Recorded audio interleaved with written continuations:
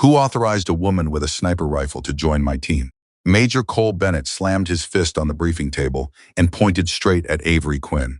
Not a question, a verdict. Delivered in front of every operator in the room, loud enough that nobody would miss it, cold enough that nobody would challenge it. He had looked at her rifle, looked at her face, and made his decision before she spoke a single word. She was assigned to an observation post 11.5 miles away, far enough to be irrelevant, close enough to watch 4 men walk into a trap he refused to believe existed. That decision almost killed everyone. Before we go any further, if this is your first time here, please subscribe to our channel and follow this story all the way to the end. Drop a comment telling us what city you're watching from. I want to see exactly how far this story has traveled. The staging area was a flat, ugly stretch of concrete hidden behind 3 locked gates and a fence that nobody had painted in at least a decade.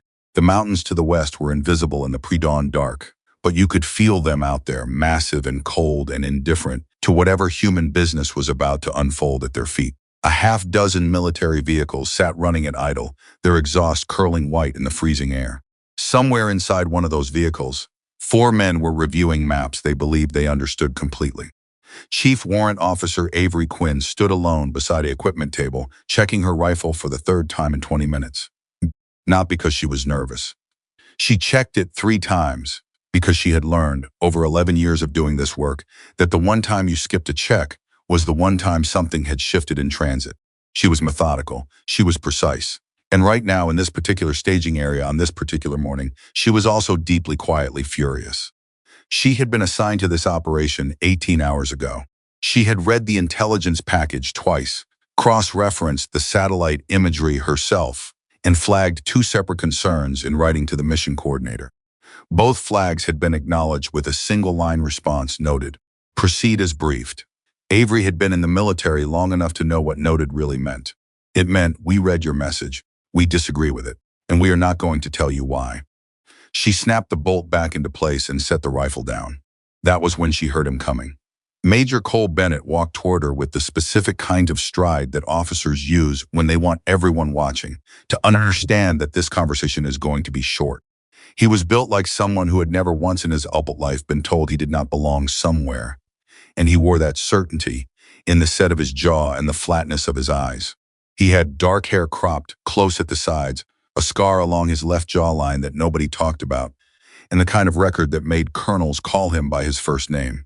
He was good at what he did, and he knew it, and on most days that combination served him extremely well. This was not going to be one of those days. He stopped 3 feet from her. He looked at the rifle. He looked at her. He looked at the rifle again. And then he said, with no introduction and no softening, "Who authorized a woman with a sniper rifle to join my team?" Avery did not answer immediately. She had learned that the first few seconds of a conversation like this told you almost everything you needed to know about the person you were dealing with. So she waited. She watched him.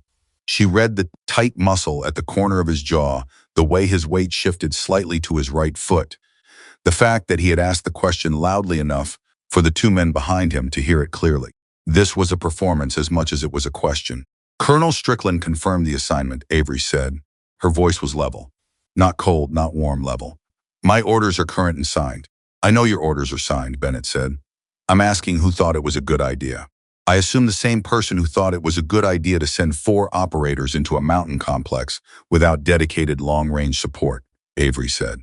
That landed differently than he expected. She could see it in the slight pause before his next breath. Behind him, Sergeant Nolan Price stepped closer. Price was Bennett's senior NCO, a wide-shouldered man with a short beard going gray at the edges and a voice like gravel shifting inside a tin can. He had been in this business longer than most people thought possible, and he had accumulated along the way the particular kind of confidence that mistakes itself for wisdom. Price looked at Avery's rifle the way someone looks at a piece of furniture they are trying to figure out how to get rid of. "That's a custom configuration," he said, not quite to her and not quite to Bennett. "Long barrel, custom stock, adjustable everything." He let a pause sit there. "Looks like someone spent a lot of time making it look impressive." Avery looked at him. "It's set up for elevation and temperature compensation in mountain environments above 8,000 feet, she said. "Which is where we're going," Price said. And the word carried a weight that was not quite laughter and not quite contempt. Something in between.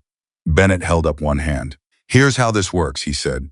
turning slightly so that the group of operators loosely gathered nearby could hear him. You have an assignment. You'll maintain an observation post at coordinate Delta 7, which puts you approximately 11.5 miles from our primary entry point. You watch. You report. You do not move from that position unless I personally authorize it. Are we clear? 11.5 miles. Avery knew what that meant. It meant that if anything happened to Bennett's team inside that mountain complex, she would be too far away to do a single thing about it. 11.5 miles was a number chosen not for tactical logic, but for exclusion.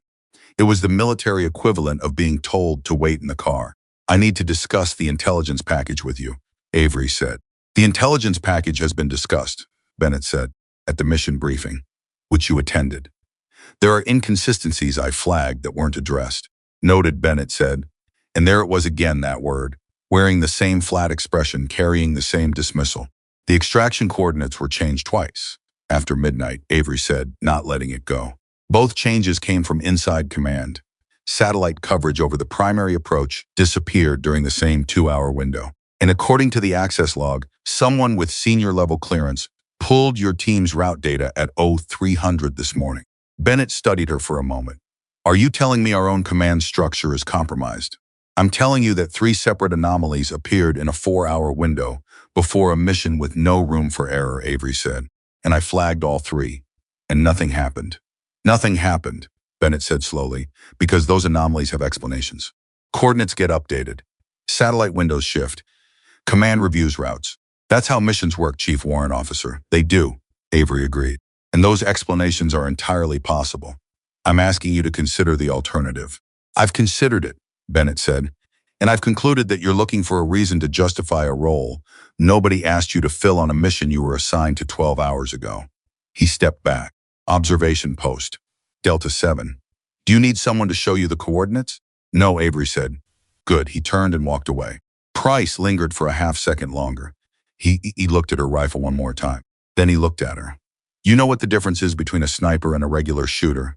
He said. She waited. A regular shooter knows when to stay in their lane, Price said. Then he followed Bennett.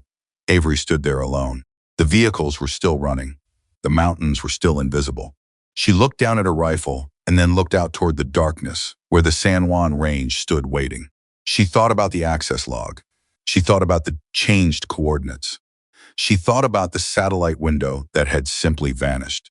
And she thought about the 4 men who were about to walk into a place that someone had spent the night very carefully preparing for them. She lifted her rifle, settled the sling across her shoulder, and began running a calculation in her head about how long it would take to cross 11.5 miles of mountain terrain in the dark.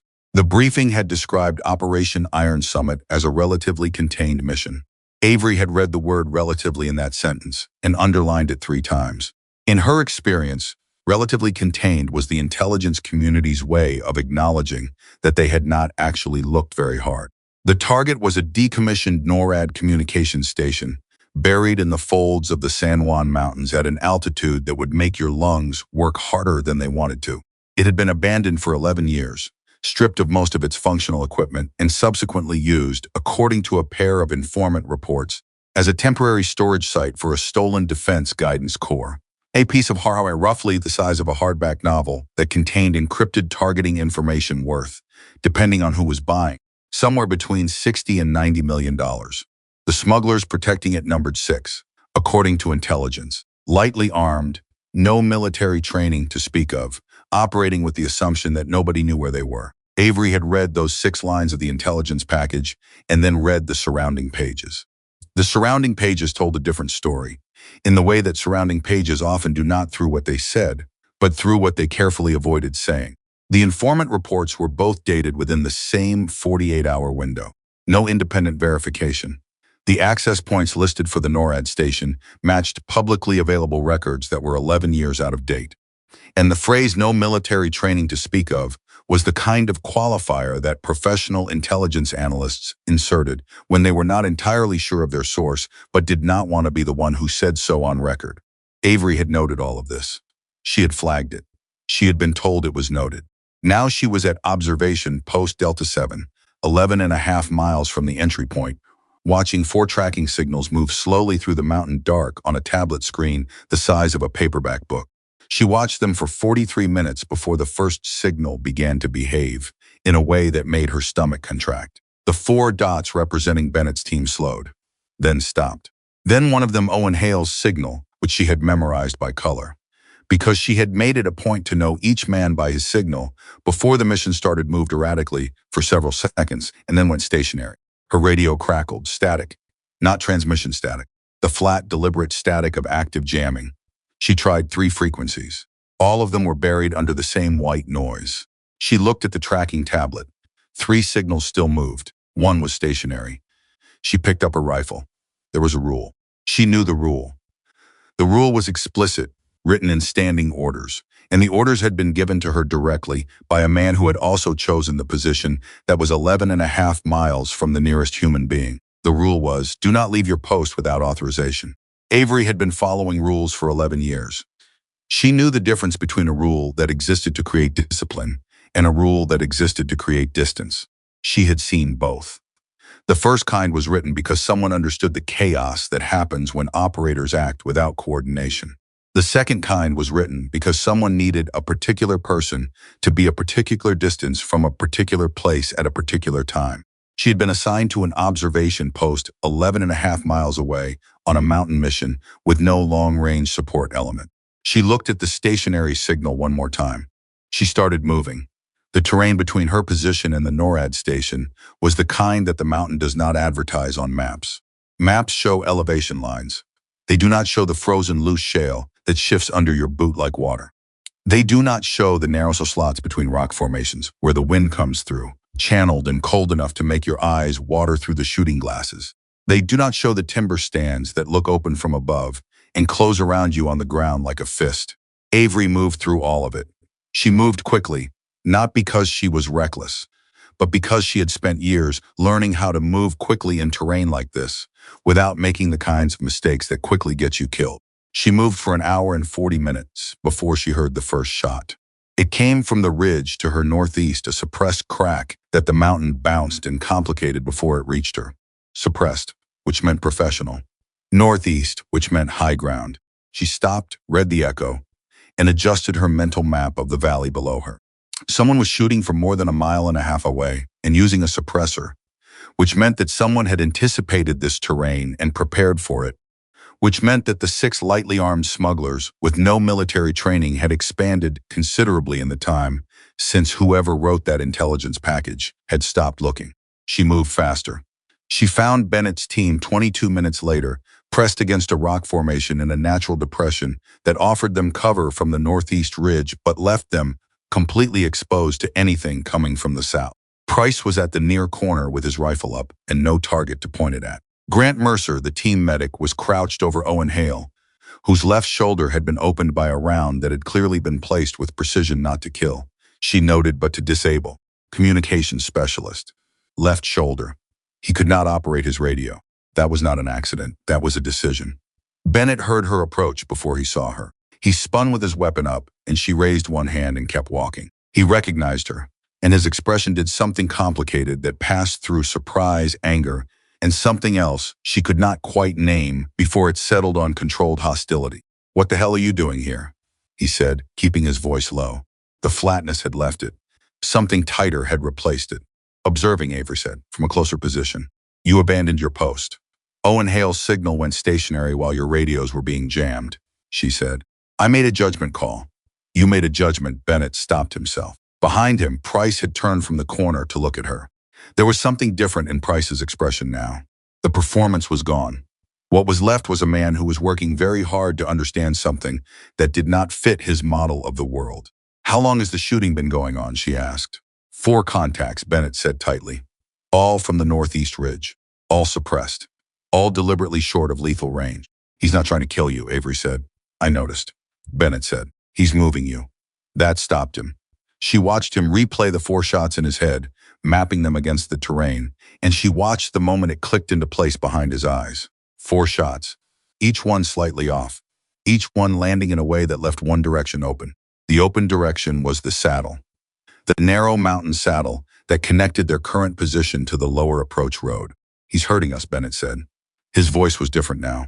The hostility was still there, but it had been pushed behind something else. something that in another man she might have called fear. But in Bennett she read as the specific cold clarity that comes when a very capable person realizes they have been outmaneuvered. Yes, Avery said. Can you reach him? She looked at the ridge. She pulled the conditions through her mind. Elevation, wind, the temperature differential between the ridge face and the open air above it. She thought about the suppressor. She thought about the way the shots had echoed and the information those echoes carried about the shooter's exact position relative to the rock formations she could see from here. I need to watch one more shot, she said. That means someone needs to move, Price said from the corner. He said it without mockery. He said it the way a man says something when he is finally listening. Yes, Avery said. There was a silence. Then Price looked at Bennett. Bennett looked at Avery. And then without any further discussion, Price stepped out from cover, moved 3 feet into the open, and immediately stepped back. The shot came 2 seconds later. It struck the rock face 6 feet above Price's last position. In the cold air above the opposite ridge, Avery watched the condensation. When the suppressor fired, the pressure moved through the air in a specific direction, and in cold air at this elevation, that movement disturbed the fog in a pattern that lasted approximately 1.5 seconds. She tracked it. She calculated. She found the position. She raised her rifle. She took one breath. She let half of it out. She fired. The distant shooting stopped. No sound. No visible result. Just silence where there had been a rhythmic threat, spreading out across the valley like something physical. Price stared at the ridge. He stared at it for a long time. Then he turned and looked at Avery with an expression that she had seen before, though never from him the expression of a person encountering evidence that contradicts something they were completely certain about. She gave him no time to process it. Listen to me, she said, turning to Bennett. I need you to listen to what I'm about to tell you, because we have very little time, and the situation is different from anything in your briefing. She held his eyes. The coordinate changes after midnight, the satellite blackout, the access log, they're not anomalies. They're preparation. Whoever authorized this mission used it to create an opportunity, and the opportunity was this specific valley at this specific time with your team carrying a piece of hardware that certain people very badly do not want to reach the right hands. Bennett stared at her. Strickland, she did not answer that directly. Not yet. I'm telling you that someone knew your exact route, your comms frequencies, and your extraction timeline before you left the staging area this morning. And I'm telling you that the 6 lightly armed smugglers in your intelligence package were not the actual threat. Price said very quietly, then what is? Avery looked past him through the thinning fog toward the lower mountain road. 3 pairs of headlights had appeared in the dark, moving slowly. In formation, military spacing, armored vehicle. That, she said. For the first time since she had arrived in this valley, no one on Bennett's team said a word about why a woman was carrying a sniper rifle. Owen groaned from the ground, and Grant pressed a hand against his shoulder and told him to stay still in a voice that was doing its best to sound like everything was under control. It was the voice of a man who had learned that patients stabilize faster when they believe someone near them is not afraid. Grant was afraid, but he was very good at the voice. Price crouched next to Avery while she watched the vehicles approach. How many? He said. She counted the lights, the spacing, the way the lead vehicle paused at the first switchback. At least 3 vehicles heavy, probably armored. Contractor plates, if I had to guess, that they'd want deniability if this goes sideways in ways nobody planned for. She watched the lead vehicle navigate the switchback and counted the seconds between it and the second vehicle. 20+ personnel minimum. Price absorbed this with the specific quietness of a man recalculating. We have 4 rifles, he said. One of us is down. 3 rifles, she corrected. She did not say it to wound him. She said it because accurate information was the only resource they had in sufficient supply at this moment. 3 rifles, Price said. And 9 miles of mountain between us and anyone we can trust, Bennett said, coming up beside them. He had been on the radio, or trying to be. The jamming had not lifted. His expression was controlled, but Avery could read what was underneath it. He was running options in his head, and the options kept not adding up. The NORAD station, Avery said, the abandoned one. It's 400 meters east-northeast from our current position. It's abandoned, Bennett said. It has walls, she said, and a satellite terminal that was hardened for EMP resistance, which means it might still be operational on the old military band. She paused. And the road those vehicles are using is the only vehicle approach to the saddle. If the road becomes impassable, they're on foot. Bennett looked at her. And the road becomes impassable, how, exactly? There's a switchback at the 300-meter mark, she said. Sharpest curve on the approach. If the lead vehicle is disabled there, the others cannot get around it. The road is 12 feet wide, and the drop on the east side is 60 feet. You're talking about shooting out a vehicle on an approach road while 3 dozen contractors are inside those vehicles and watching the terrain, Price said. Yes, she said. From what range? From wherever I can get that gives me the angle. Another silence. The headlights were getting closer. The mountain absorbed sound differently at this altitude, which meant the vehicles were closer than their lights suggested. If we go to the station, Bennett said slowly, we are accepting that we are pinned. There is no secondary extraction. There is no backup comms. There is no cavalry. There's the satellite terminal, Avery said, which may or may not function. Yes, she said again. Grant looked up from Owen. He needs to move soon, or the shoulder stiffens and I can't transport him at all. Bennett made his decision in approximately 4 seconds.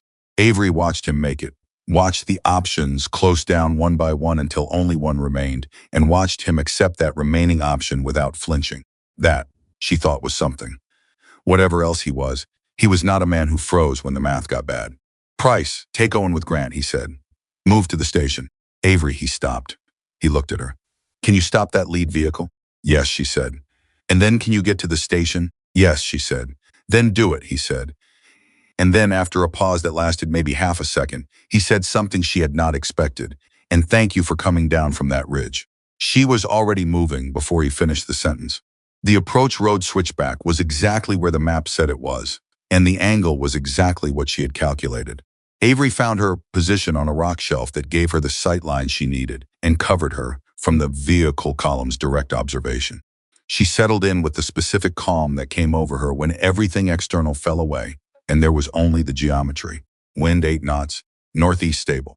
Temperature, 19 degrees, dropping. Elevation differential, approximately 40 meters above the road. Range to the switchback, 331 meters. She had 9 rounds in the magazine and 4 loose in her pocket. The lead vehicle came around the lower curve, and she tracked it. It was a heavy armored carrier, the kind that private contractors used when they needed to project force without technically deploying military equipment. The driver was professional, handling the switchback slowly, which told her that whoever had planned this approach had briefed the drivers on the road conditions. They had not briefed them on her. She put her first round through the engine block at the point of maximum approach angle, where the vehicle was almost broadside to her position and the driver had committed to the turn. The vehicle lurched. She heard the engine note change, even at this distance, the high, struggling sound of a machine trying to work without something essential. The driver kept it on the road, which was skilled, but the vehicle stopped moving forward and started drifting toward the inside of the curve. Her second round went through the right front wheel well. The vehicle stopped, not gently. The kind of stop that puts everyone inside against their seatbelts and makes very clear that this is now a different situation than the one they had driven into. Behind the stopped lead vehicle, the second carrier's lights washed over it, and then stopped as the driver braked. And behind that, the third. They were stacked. Voices reached her from below, sharp professional voices, not panicked but shifting rapidly into a mode she recognized as coordinated response. They were getting out of the vehicles. They were fanning into the terrain. They were doing exactly what trained people do when the plan changes. She was already off the rock shelf and moving east-northeast before any of them had eyes on her position. She ran through the dark toward a building full of people who had doubted every single thing about her until 9 minutes ago. Behind her, the 3 armored vehicles sat on a mountain road, blocked by a single disabled carrier at a switchback that nobody on the contractor team had thought to secure. She had bought them time. She just did not yet know if it would be enough. The NORAD station appeared out of the darkness as a shape, rather than a structure, a long, low form pressed into the mountain's shoulder, its windows long since covered, its exterior the color of concrete that had been rained on for a decade and then left to dry. Avery reached the outer entrance 40 seconds after the contractor team's voices had faded behind her, pressed herself against the wall beside the main door, and tapped 3 times with 2 fingers in the sequence Bennett had established during mission briefing as the close approach signal. The door opened. Grant was there. He pulled her inside and immediately went back to Owen, who was propped against the inner wall with his jacket cut away from his left shoulder and a field dressing that was holding but not happily. Owen's face was pale, but his eyes were tracking, which was the most important thing. Station is partially operational, Bennett said, coming from the far end of the corridor. There was something new in his voice now, a tension that had replaced the controlled hostility. Something that was working very hard to stay organized in the face of information that kept arriving faster than it could be processed. Price found a communications room. The old satellite terminal still has power. Someone left the backup generator running, which either means this place was being used more recently than the intelligence said, or whoever set this up wanted to use the terminal themselves, Avery said. Bennett looked at her steadily. That's a possibility I have been trying not to examine too closely in the last 4 minutes, he said. You should examine it, she said. Before he could respond, Price's voice came from down the corridor. Bennett, you need to come see this. They went. The communications room was a space that had once been full of equipment that had done important things for the national defense, most of which had been removed when the station was decommissioned. What remained was the hardened satellite terminal, which was indeed running a soft green status light pulsing in the dark like something still alive long after everything around it had died. And beside the terminal, secured to a support pillar with zip ties around his wrists, was a man. He was somewhere in his late 50s, wearing civilian clothes that had not been changed in what appeared to be several days. And he had the specific look of a person who had been afraid for long enough that the fear had begun to calcify into something closer to resignation. He looked up when they entered, and the resignation broke, just briefly, into something that might have been relief. Who are you? Bennett said. Victor Lang. His voice was rough. Former defense acquisition analyst, Department of Defense. I've been here for 4 days. He looked past Bennett to Avery, then back. You're not Strickland's people. No, Bennett said. Victor closed his eyes for 1 second, then opened them. Then listen to me very carefully, because what I'm about to tell you is why that team outside those walls is trying to kill all of us. The communications room, with its green light and its humming terminal and its 4-day hostage, who was about to change the shape of everything, waited for someone to speak. Bennett looked at Avery. For the second time in an hour, she saw something in his expression that she had not expected to see there. He was listening, really listening. Outside on the approach road, the contractor team had finished fanning into the terrain. They were moving toward the station. And somewhere in a command vehicle parked 300 meters down the mountain, a radio came alive with a voice that all 4 of them inside those walls would recognize, speaking into a frequency that was supposed to be secured, giving an order that no legitimate commander would ever need to give. But that was a moment still arriving. For now, Victor Lang took a breath and began to talk. Victor Lang did not speak the way a man speaks when he is trying to impress someone.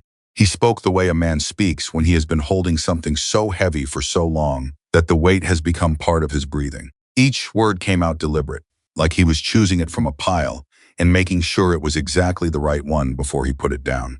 The guidance core your team recovered tonight, Victor said, his eyes moving between Bennett and Avery. It isn't just targeting hardware. It never was.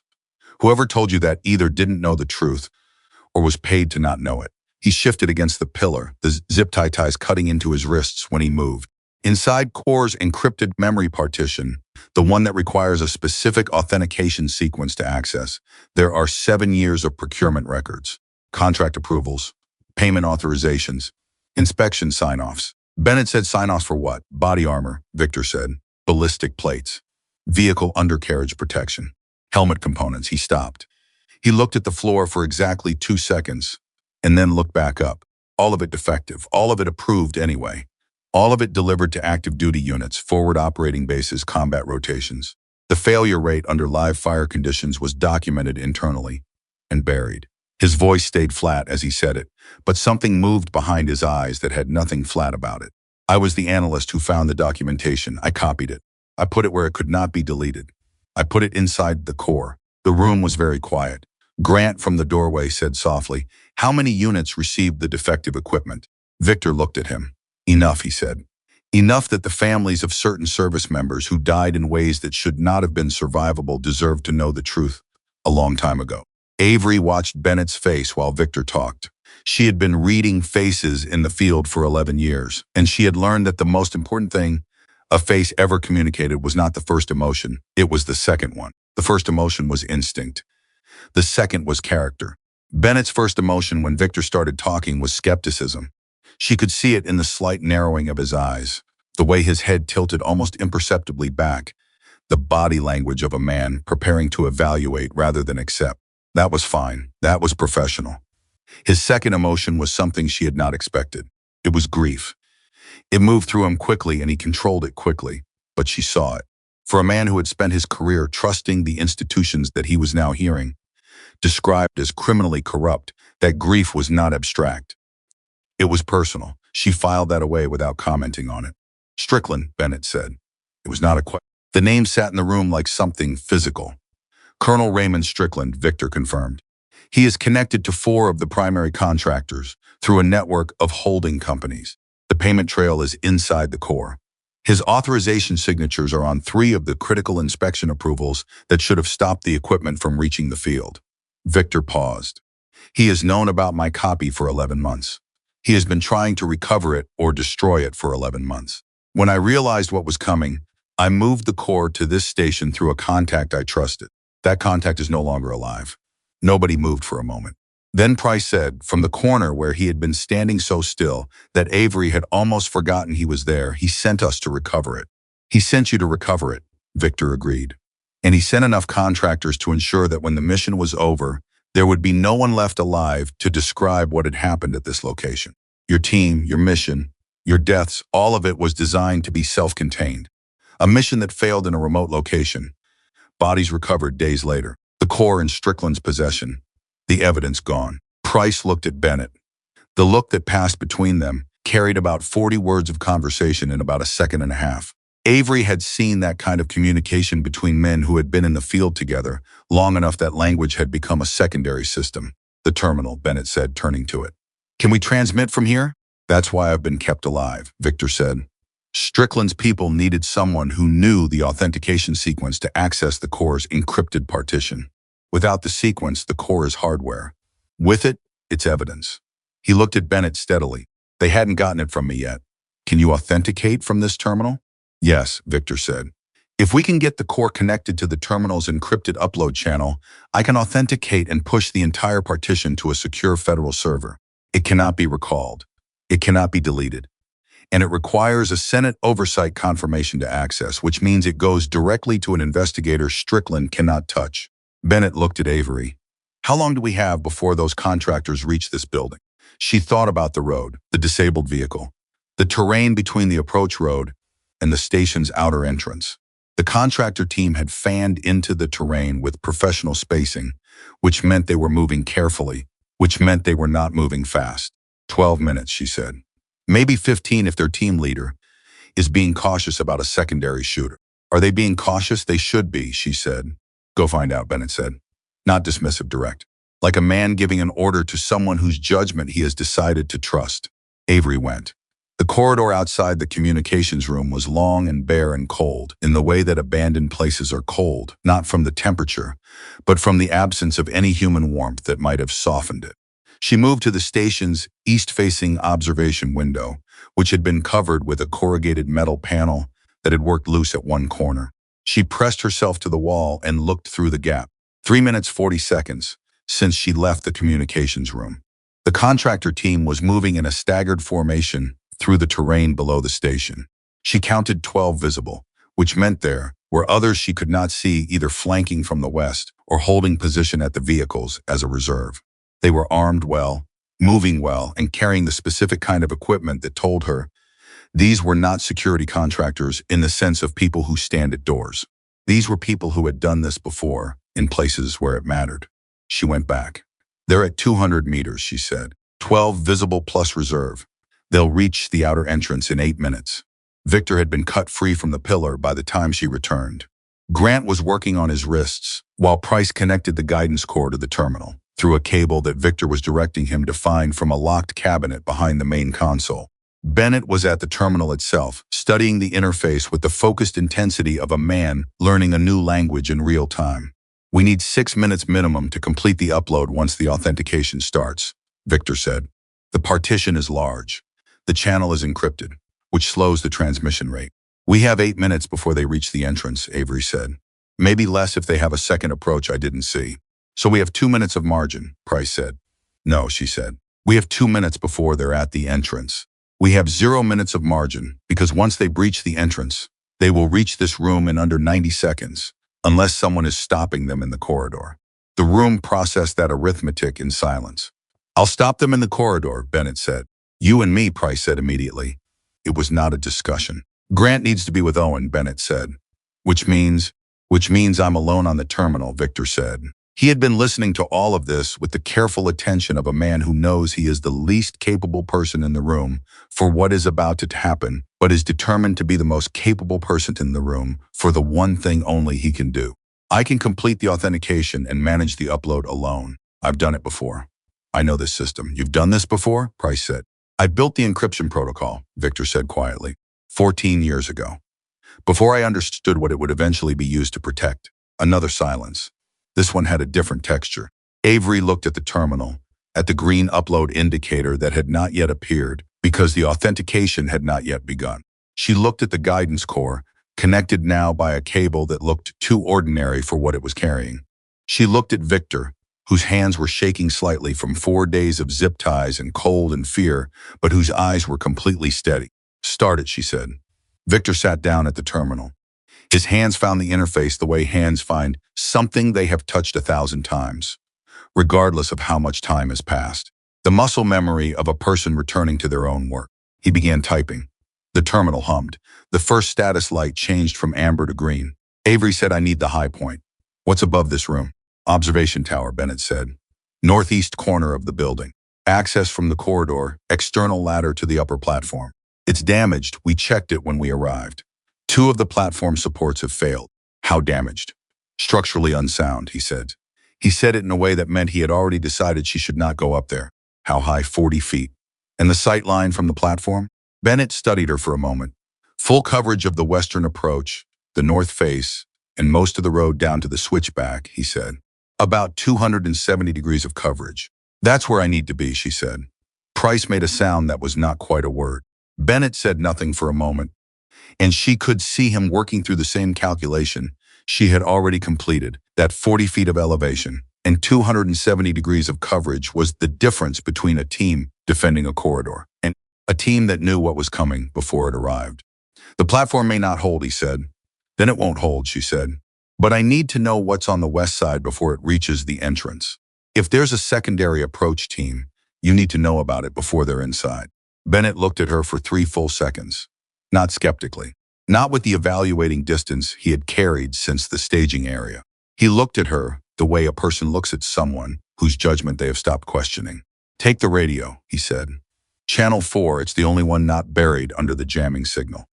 How do you know Channel 4 is clear, she asked. Because whoever set up the jamming used a standard military suppression package, he said. Channel 4 is a legacy band. It's too old for the package to recognize. She almost smiled. You already tested it. While you were at the window, he said. I was going to suggest the tower before you asked. She took the radio. She took her rifle. She looked at Owen, who was watching at her from against the wall with his good arm pressed against his side and his eyes clearer than they had any right to be after what his shoulder had been through. He gave her a very small nod. She returned it. Then she went for the tower. 6 minutes, 20 seconds since the contractor team had been at 200 meters. The external ladder was exactly as bad as Bennett's description suggested. 2 rungs had pulled away from the mounting, and one section of the side rail had a fracture that she tested with her weight before committing to it.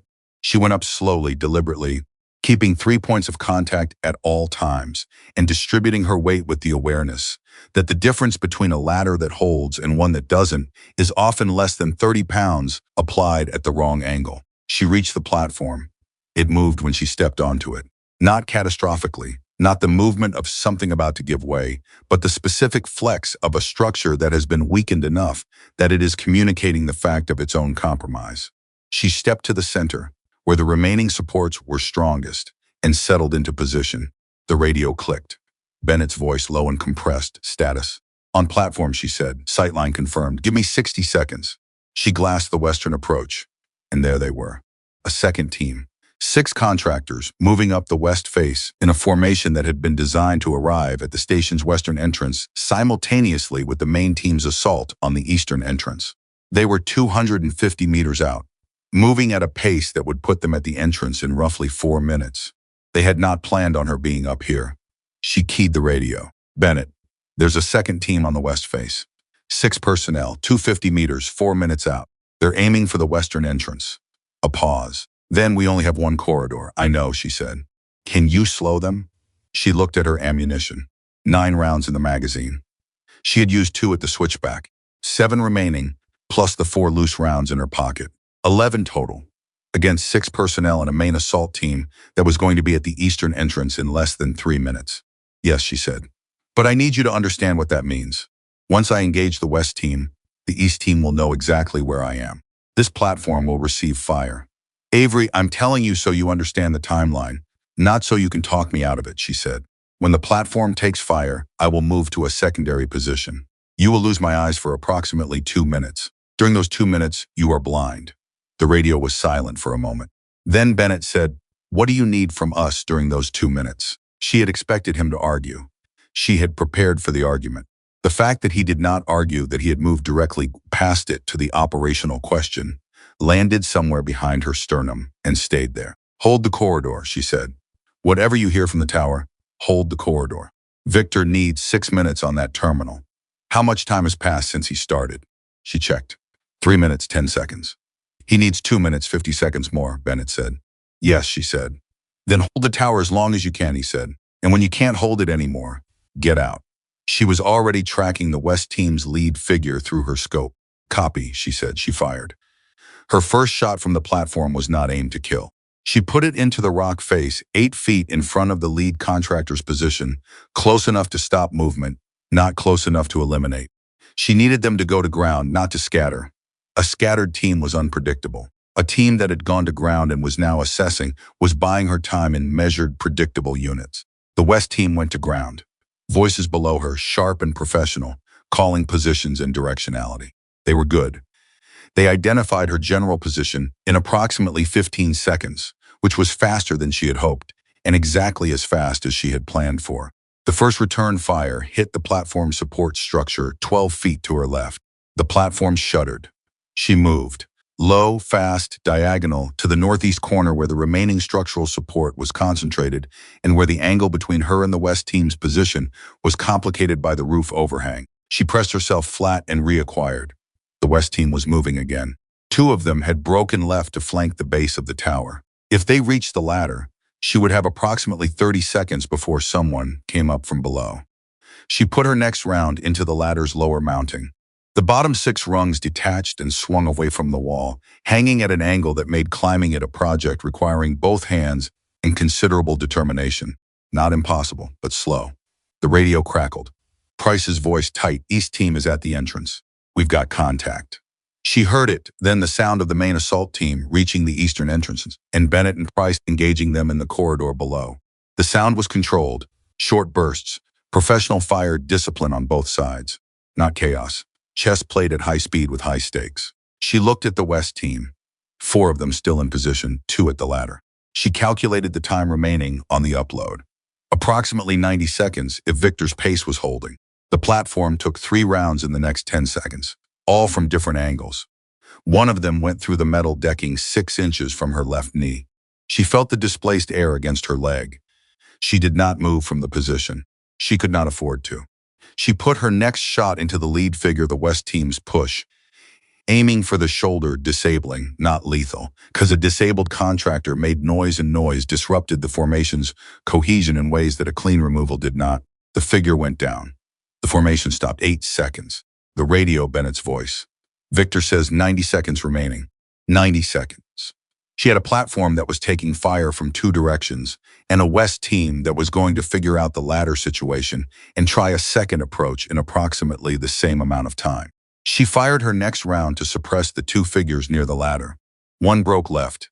One pressed against the wall. The platform support structure made a sound. Not a loud sound. The quiet sound of metal that has reached the limit of what it was designed to tolerate and is now operating beyond that limit on whatever structural goodwill remained in its material. She felt the platform shift, not collapse, but settle in a way that was warning her. Victor, she said into the radio. Victor's voice slightly distorted, 60 seconds. It's going. Do not interrupt the connection. She looked at the West team. She looked at the ladder. She looked at her ammunition count. 3 rounds in the magazine. 4 loose in her pocket. 7 rounds, 60 seconds. And then the radio did something she had not planned for. It crackled with a voice that was not Bennett, not Price, not Grant, not Victor. It was Strickland. His voice came through Channel 4, the legacy band, the one that the jamming package supposedly did not recognize, with the calm of a man who has been listening to a conversation for long enough to know exactly where it is going and has decided it is time to stop it. Major Bennett, Strickland said, I need you to put down the guidance core and step away from the terminal. The entire station went quiet in a way that had nothing to do with sound. Then Strickland said, I know the platform is compromised. I know your marksman is running low on ammunition. I know the upload is at approximately 40 seconds from completion, which means it is not yet completed. A pause. Stand down now. Surrender the core. Your team walks out of there alive. That is a direct order from your commanding officer. And I am giving it to you on this frequency because I want it on record that you were given the opportunity. It was elegant, Avery thought, from her position on the failing platform with a rifle in her hands and the West team regrouping below her. Strickland's using the radio contact to establish a paper trail, a record of Bennett being given a lawful order and refusing it, which would complicate every subsequent legal proceeding if the evidence reached investigators. He was playing the end game while his contractors played the entry game. Bennett's voice came back on Channel 4, not to Strickland, to Avery. How much longer does that platform hold, he said. She tested her weight against the northeast corner support. Maybe 30 seconds, she said. Then come down in 20, he said. That's an order. Price is moving to cover the west entrance, he said.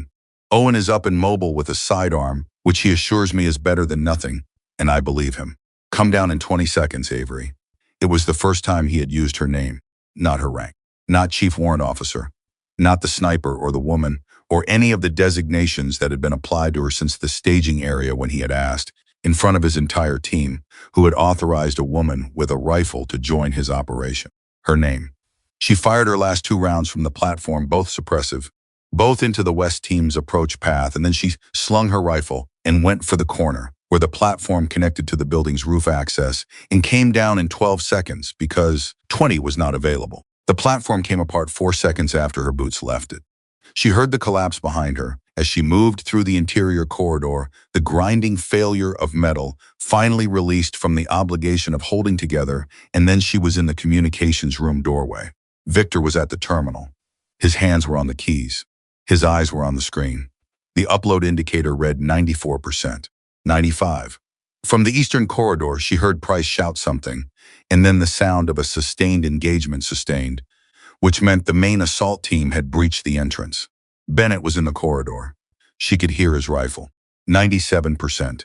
The western entrance registered contact, a single sharp exchange, Price's voice calling a position, and then silence that held for 4 long seconds before Price said, on the radio, west is clear. For now, 98. Victor's hands had not moved from the keys. He was watching the screen with the expression of a man who has been waiting for this moment for 11 months and is now experiencing the specific terror of being this close to it. Victor, Avery said. She put her hand on his shoulder lightly. Don't look at the number. Just hold the connection. He nodded. He did not look at the number, 99. Bennett's voice from the corridor, controlled and burning. They're pushing the second stack. Grant, get Owen to the back wall. Avery, I need to know where you are. Communications room, she said, with Victor. Stay there, he said. The terminal's holding it, she said. A pause. Gunfire. Then, trust me on this one, stay with him. And there it was. The same word she had thought about on a different scale at the observation, post 11.5 miles away. Trust. Except this time it was not a word being used to dismiss her. It was a word being used to assign her the most important position in the building. The upload hit 100%. The terminal chimed a soft, institutional sound, the kind that well-built systems make when they have completed exactly what they were designed to do. Victor stared at the screen. He read the confirmation code. He read it again. His shoulders dropped about 2 inches, and Avery understood that those 2 inches represented 11 months of weight, leaving a body that had been carrying it alone. It's done, he said. It's there. It's the authentication cleared. The partition is on the federal server. It requires Senate oversight access. His voice fractured very slightly on the last sentence. Just slightly. It's done. Avery keyed the radio. Bennett. The upload is complete. 3 seconds of silence. Then Price said quietly, oh, thank God. And then Strickland's voice came back on Channel 4. Still calm, still precise. As if he had not just lost the single thing he had constructed an entire murder operation to protect. Congratulations, he said. You've transmitted unverified data from a source of questionable credibility to a server that will take weeks to authenticate. In the meantime, I have 42 armed personnel around your position and a facility that I am prepared to order destroyed before any federal investigator sets foot on this mountain. A pause. The evidence means nothing if none of you survive to testify to how it was obtained.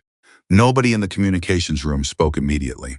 Then Victor said with the quiet voice of a man who has had 11 months to think about what comes after. He's not wrong about the timeline.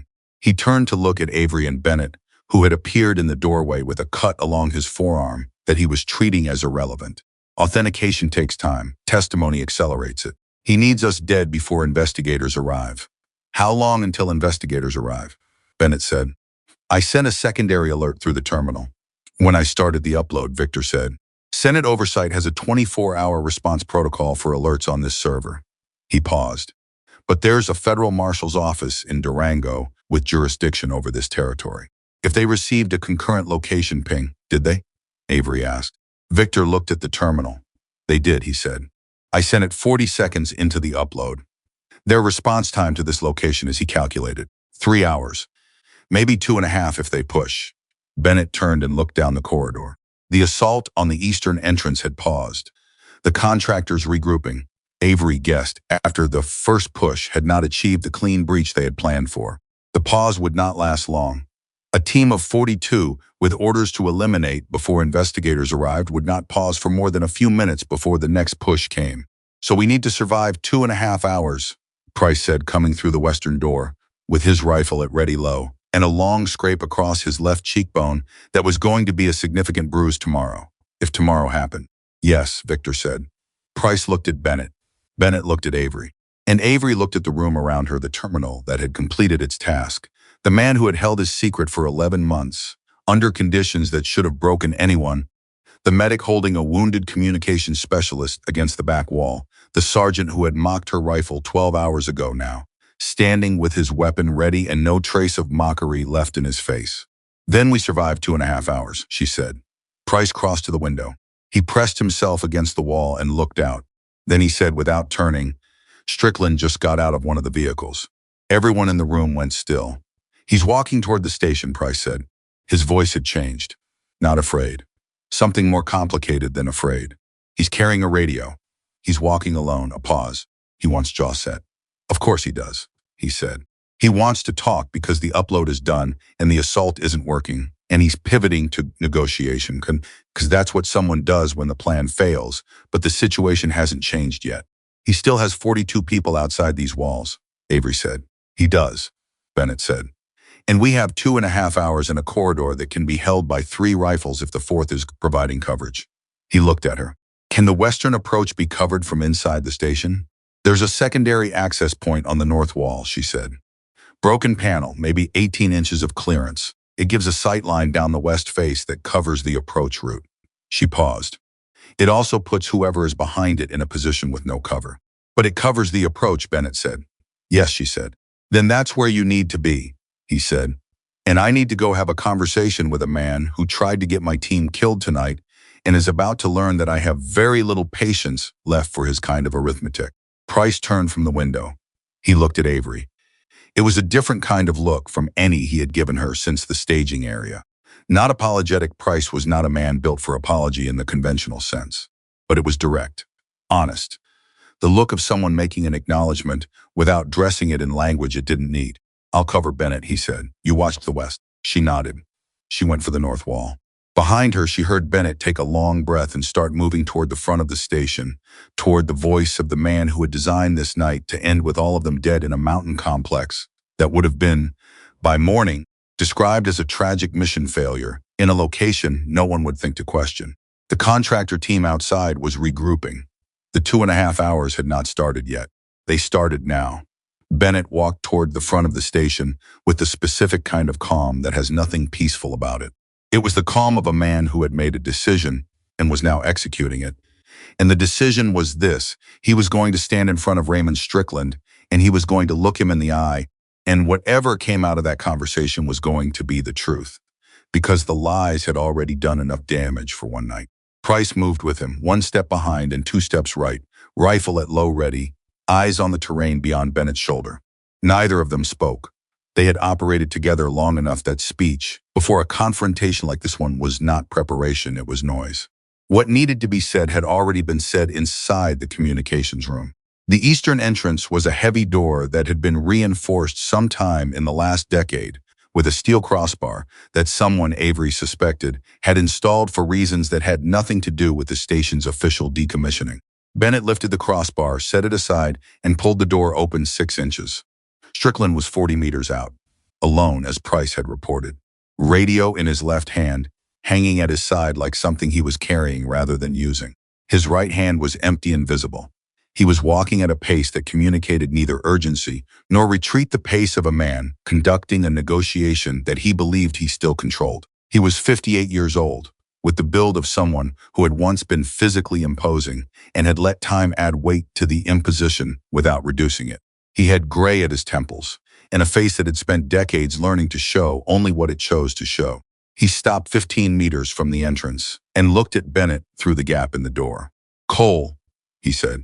He used the first name with the ease of a man who had used it many times, in many contexts, most of them legitimate. That ease was part of what made him dangerous. "Colonel," Bennett said. Strickland looked at the door, at the gap, at Bennett's face in it. He was reading the situation the way he had spent 30 years learning to read situations quickly, accurately, and with the specific coldness of someone who separated what he felt from what he needed to know. "You look tired," he said. "I've had a long night," Bennett said. "You designed it that way." Strickland did not react to that, not visibly. "I designed a mission that would recover a piece of stolen defense hardware and close a security gap that has been open for 7 months," he said.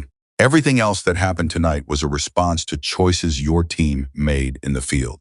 "Victor Lang," Bennett said, a pause, brief but real. "Victor Lang is a disgruntled former employee who stole classified procurement data and has been hiding it in unauthorized locations," Strickland said. "What he has told you, whatever version of events he has constructed in that room, is the narrative of a man trying to avoid federal charges. He's going to avoid them," Bennett said, "because the data he's been protecting for 11 months is now on a Senate oversight server, authenticated, secured, with your signature on 3 of the approval documents he copied." Nothing on Strickland's face moved for approximately 4 seconds. Then something shifted, not breaking, not collapsing, just a very slight rearrangement, like a structure settling after being struck. "That server has a 24-hour verification protocol," Strickland said. "Unverified data from an unauthorized transmission initiated by a man facing federal charges." "Then you have nothing to worry about," Bennett said. "If the data is fabricated, verification will establish that." "Cole." Strickland's voice dropped half a register, not threatening, almost gentle in the way that a trap is almost a gift before it closes. "You are standing in a decommissioned facility with 4 personnel, one of them wounded, and limited ammunition, surrounded by 42 operators who have lawful orders to secure this location and detain everyone inside it. The girl with the rifle managed to delay the approach, which was creative, but the math of your situation has not changed. Walk out of that building, hand me the core, and I will personally ensure that your team receives immediate medical support and that this entire incident is documented as a successful mission with complications." He paused. "Your career survives this. Your people survived this. All it costs is the core." Bennett was quiet for a moment. Then he said, "The core is connected to a terminal. The terminal has already completed its upload. You can have the physical hardware. It doesn't contain anything anymore." Another pause.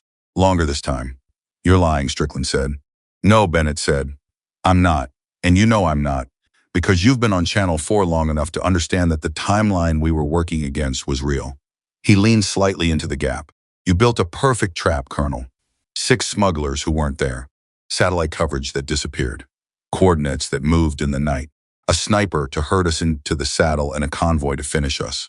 His voice was still controlled, but something had entered it, not anger, not quite, but the residue of something that had burned clean through anger into a colder territory. "You used our mission, our training, our trust in the chain of command to try to bury evidence that service members died in equipment you signed off on. People who trusted you the same way I trusted you." Strickland said nothing. "Walk away," Bennett said. "Take your contractors. Leave this mountain. Because in 2 hours, federal marshals are going to arrive at that road. And what they find here is going to determine whether you're arrested for obstruction or for something considerably worse. Strickland raised the radio slowly. He clicked it twice. Then he said, without lowering it, I appreciate the offer, Cole. I genuinely do. He looked at the door one last time. But I have orders to give. He turned and walked back toward the vehicles. Bennett pulled the door shut and dropped the crossbar back into place. He turned to Price. How long did that buy us? 4 minutes, Price said. Maybe 5. He needed to confirm the upload before he committed to the final push. He's confirmed it now. Then we have 5 minutes to prepare for a full assault from 42 people with orders to destroy this facility, Bennett said. Price nodded. Right, a beat. Any good news? Bennett thought about it for exactly 1 second. Avery's still in the building. That's something, Price said. They went back inside. Avery heard Bennett's voice on the radio as she settled into position at the north wall breach. The gap in the corrugated panel gave her a narrow but workable sightline down the western approach route, and the contractor team that had been regrouping below was now visible in the way that moving shapes are visible in the dark, not clearly, but enough to track. She counted 8. The other 2 from the original west team she had suppressed were either still down or had moved to a position she could not see from this angle. Strickland ordered the full push. Bennett said on Channel 4, we ammunition count. Price said 60 rounds. Grant said I have a sidearm and 12 rounds. Owen has 8. Avery looked at her magazine and the loose rounds in her pocket. 7 rounds in rifle loose. 11 total. A silence on the channel that lasted about 2 seconds. Okay, Bennett said. And nothing else. Because there was nothing else to say about the arithmetic, it was what it was, and saying more about it would not change it. What happened in the next 90s happened fast. The Eastern team hit the door first, a coordinated breach attempt, battering ram against the crossbar, 3 impacts in rapid sequence. The crossbar held. The 4th impact moved it, and the 5th cracked the frame around the mounting, and Bennett and Price were already in position when the door came open enough for the first contractor to push through. Avery heard the exchange from the north wall. Short, controlled, professional. Bennett and Price working the corridor like they had rehearsed it, which in the relevant sense they had 11 years of rehearsal, different locations, same principles.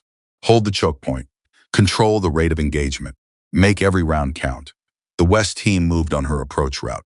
She put her first round from the north wall breach into the lead figure's equipment rig at the left shoulder, not the kill shot she could have taken, but the disabling shot that made the most operational sense with 11 rounds against 8 targets. The figure went down. The formation broke and spread, which was what she needed, because a spread formation is slower than a tight one, and slower was what bought them time. 7 contractors still moving. She had 10 rounds left.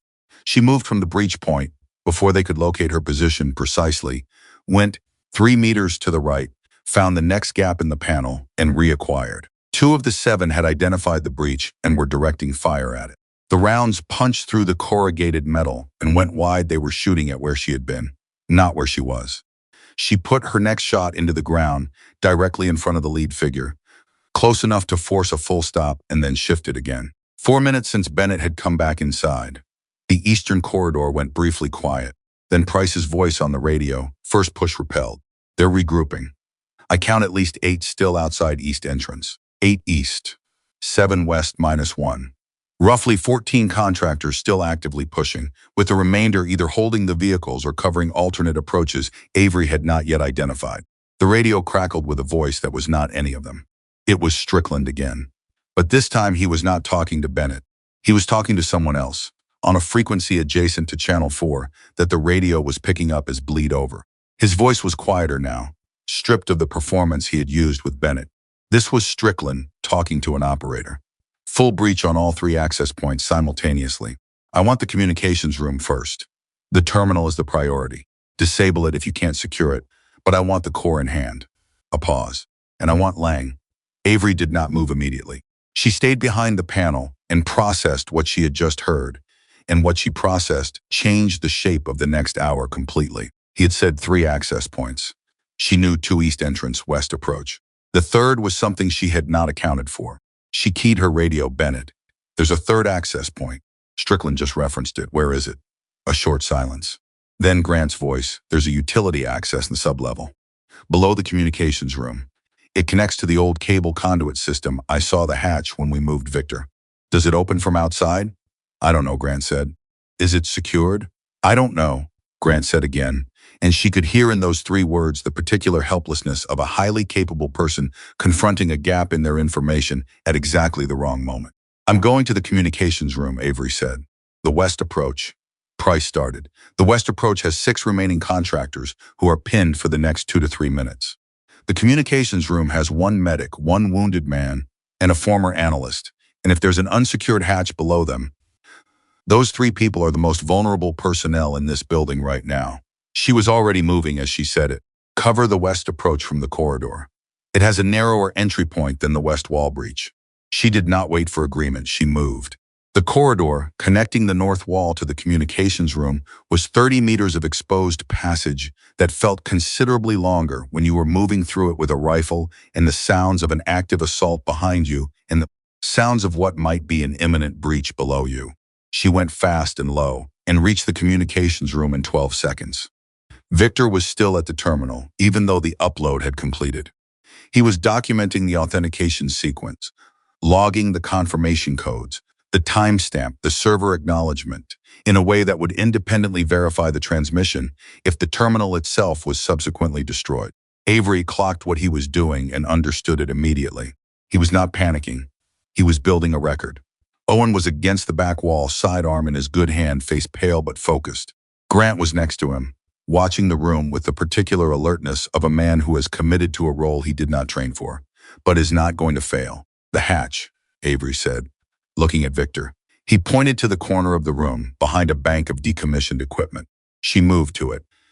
The hatch was a metal access panel approximately 3 feet square, seated in the floor with a sliding bolt latch. The bolt was engaged. She checked it, checked the gap around the frame, checked the hinge condition. Then she heard it. Movement below, not mechanical, organic. The specific sound of someone navigating a confined space carefully, trying not to make noise in an enclosed metal conduit and not entirely succeeding. She put her hand flat on the hatch and felt the vibration. Multiple people, at least 2, possibly 3. She looked up. Grant had heard it. Owen had heard it. Victor had stopped documenting and was staring at the hatch with the expression of a man who had survived 4 days of captivity and was now discovering that survival had been a temporary condition. Avery keyed the radio with 1 hand and kept the other on the hatch bolt. Bennett, they're in the sub-level conduit, below the communications room. At least 2 personnel, approaching the hatch. Bennett's voice came back instantly. Can you hold it? She looked at the bolt. The bolt was engaged, but the mechanism was 11 years old. For a few minutes, she said, I need something to brace it. Grant was already moving. He dragged a section of the decommissioned equipment rack across the floor, heavy metal, loud, and positioned it over the hatch before the sound from below had time to react to the sound above. The rack dropped onto the hatch with a resonance that went through the floor like a struck bell. The movement below stopped. Then something struck the hatch from beneath. Hard, deliberate, testing the resistance. The rack shifted half an inch. Owen pushed himself off the back wall. I've got the right side, he said, and before anyone could point out that he had 1 functional arm, he was already bracing his body against the equipment rack with his right shoulder, using his weight rather than his strength, and it was enough. Grant took the left side. Victor looked at Avery. How long? He said. The question was quiet. It was not panicked. It was the question of a man who needed accurate information to calibrate his next action. She thought about the conduit, the size of it, the number of people she had heard, the time it would take them to reconfigure their approach once brute force failed. 3 minutes, she said. Maybe 4. The federal marshals are still 2 hours out, Victor said. I know. Then we need something else, he said. The hatch struck again. The rack moved. Owen grunted and pushed back, and Grant planted his feet and did the same, and the rack held barely in for now. What did Strickland say about the terminal? Avery asked. Victor looked at her. What? On the radio. He said disable it if you can't secure it. He wants the terminal disabled. She looked at the terminal, which was still running, still green, still connected to the satellite uplink. Why does he want it disabled if the upload is complete? The data is already on the server. Victor stared at her. And then something happened in his expression, a rapid sequence of recognitions, each one building on the last, that she had seen before in very smart people when they encountered a piece of information that reorganized everything else around it. The secondary authentication, he said. He stood up. He moved to the terminal. When the partition uploads, it goes to the server in encrypted form. The decryption key is separate. It transmits through a secondary handshake that requires the terminal to remain online and authenticated for a minimum of. He looked at the screen. 14 more minutes. Avery felt the number land in her chest like something physical. The data is on the server, but it cannot be decrypted without the secondary handshake, Victor said. If the terminal is destroyed or disconnected before the handshake completes, the partition is unreadable. It exists, but it cannot be opened. It is a file with no key. Strickland knows this, Avery said. He built part of the system, Victor said. He knows exactly what it requires. He looked at the screen. 14 minutes. He looked at the hatch. The contractors had stopped striking it and were doing something below that she could not yet identify. He doesn't need to destroy the evidence. He just needs to destroy this terminal in the next 14 minutes. Avery turned to the radio. Bennett, I need you in the communications room. Now, I'm holding the Eastern Corridor. Price can hold the Eastern Corridor. I need you here. Right now. I need you to understand something, and then I need you to make a decision that I cannot make alone. A pause. 4 seconds. Then footsteps in the corridor, fast and deliberate, and Bennett came through the communications room door with a cut on his forearm that had bled through the field dressing and dried there, and an expression that had moved somewhere past, controlled in the territory of someone operating purely on commitment. He looked at the hatch. He looked at Grant and Owen bracing the rack. He looked at Victor, then he looked at Avery. 14 minutes, she said. The terminal has to stay online and connected for 14 more minutes, or the decrypted evidence is inaccessible. Strickland knows this. That's why he wants the terminal disabled, not just the core secured. He doesn't need to win the fight. He just needs to cut the power or destroy this machine in the next 14 minutes. Bennett looked at the terminal. He looked at the clock in his head, running against the assault timeline, the ammunition count, the hatch that was about to be breached, the eastern entrance that Price was holding alone. What do you need? He said. I need someone to defend this terminal who is not also defending a door, she said. And I need you to trust me to be outside this room. He looked at her. Where outside this room? Wherever I need to be, she said. I have 7 rounds, 7 problems I can solve. And the biggest one is that Strickland has been standing at a safe distance directing this entire operation, which means he has not personally been inconvenienced by a single thing that has happened tonight.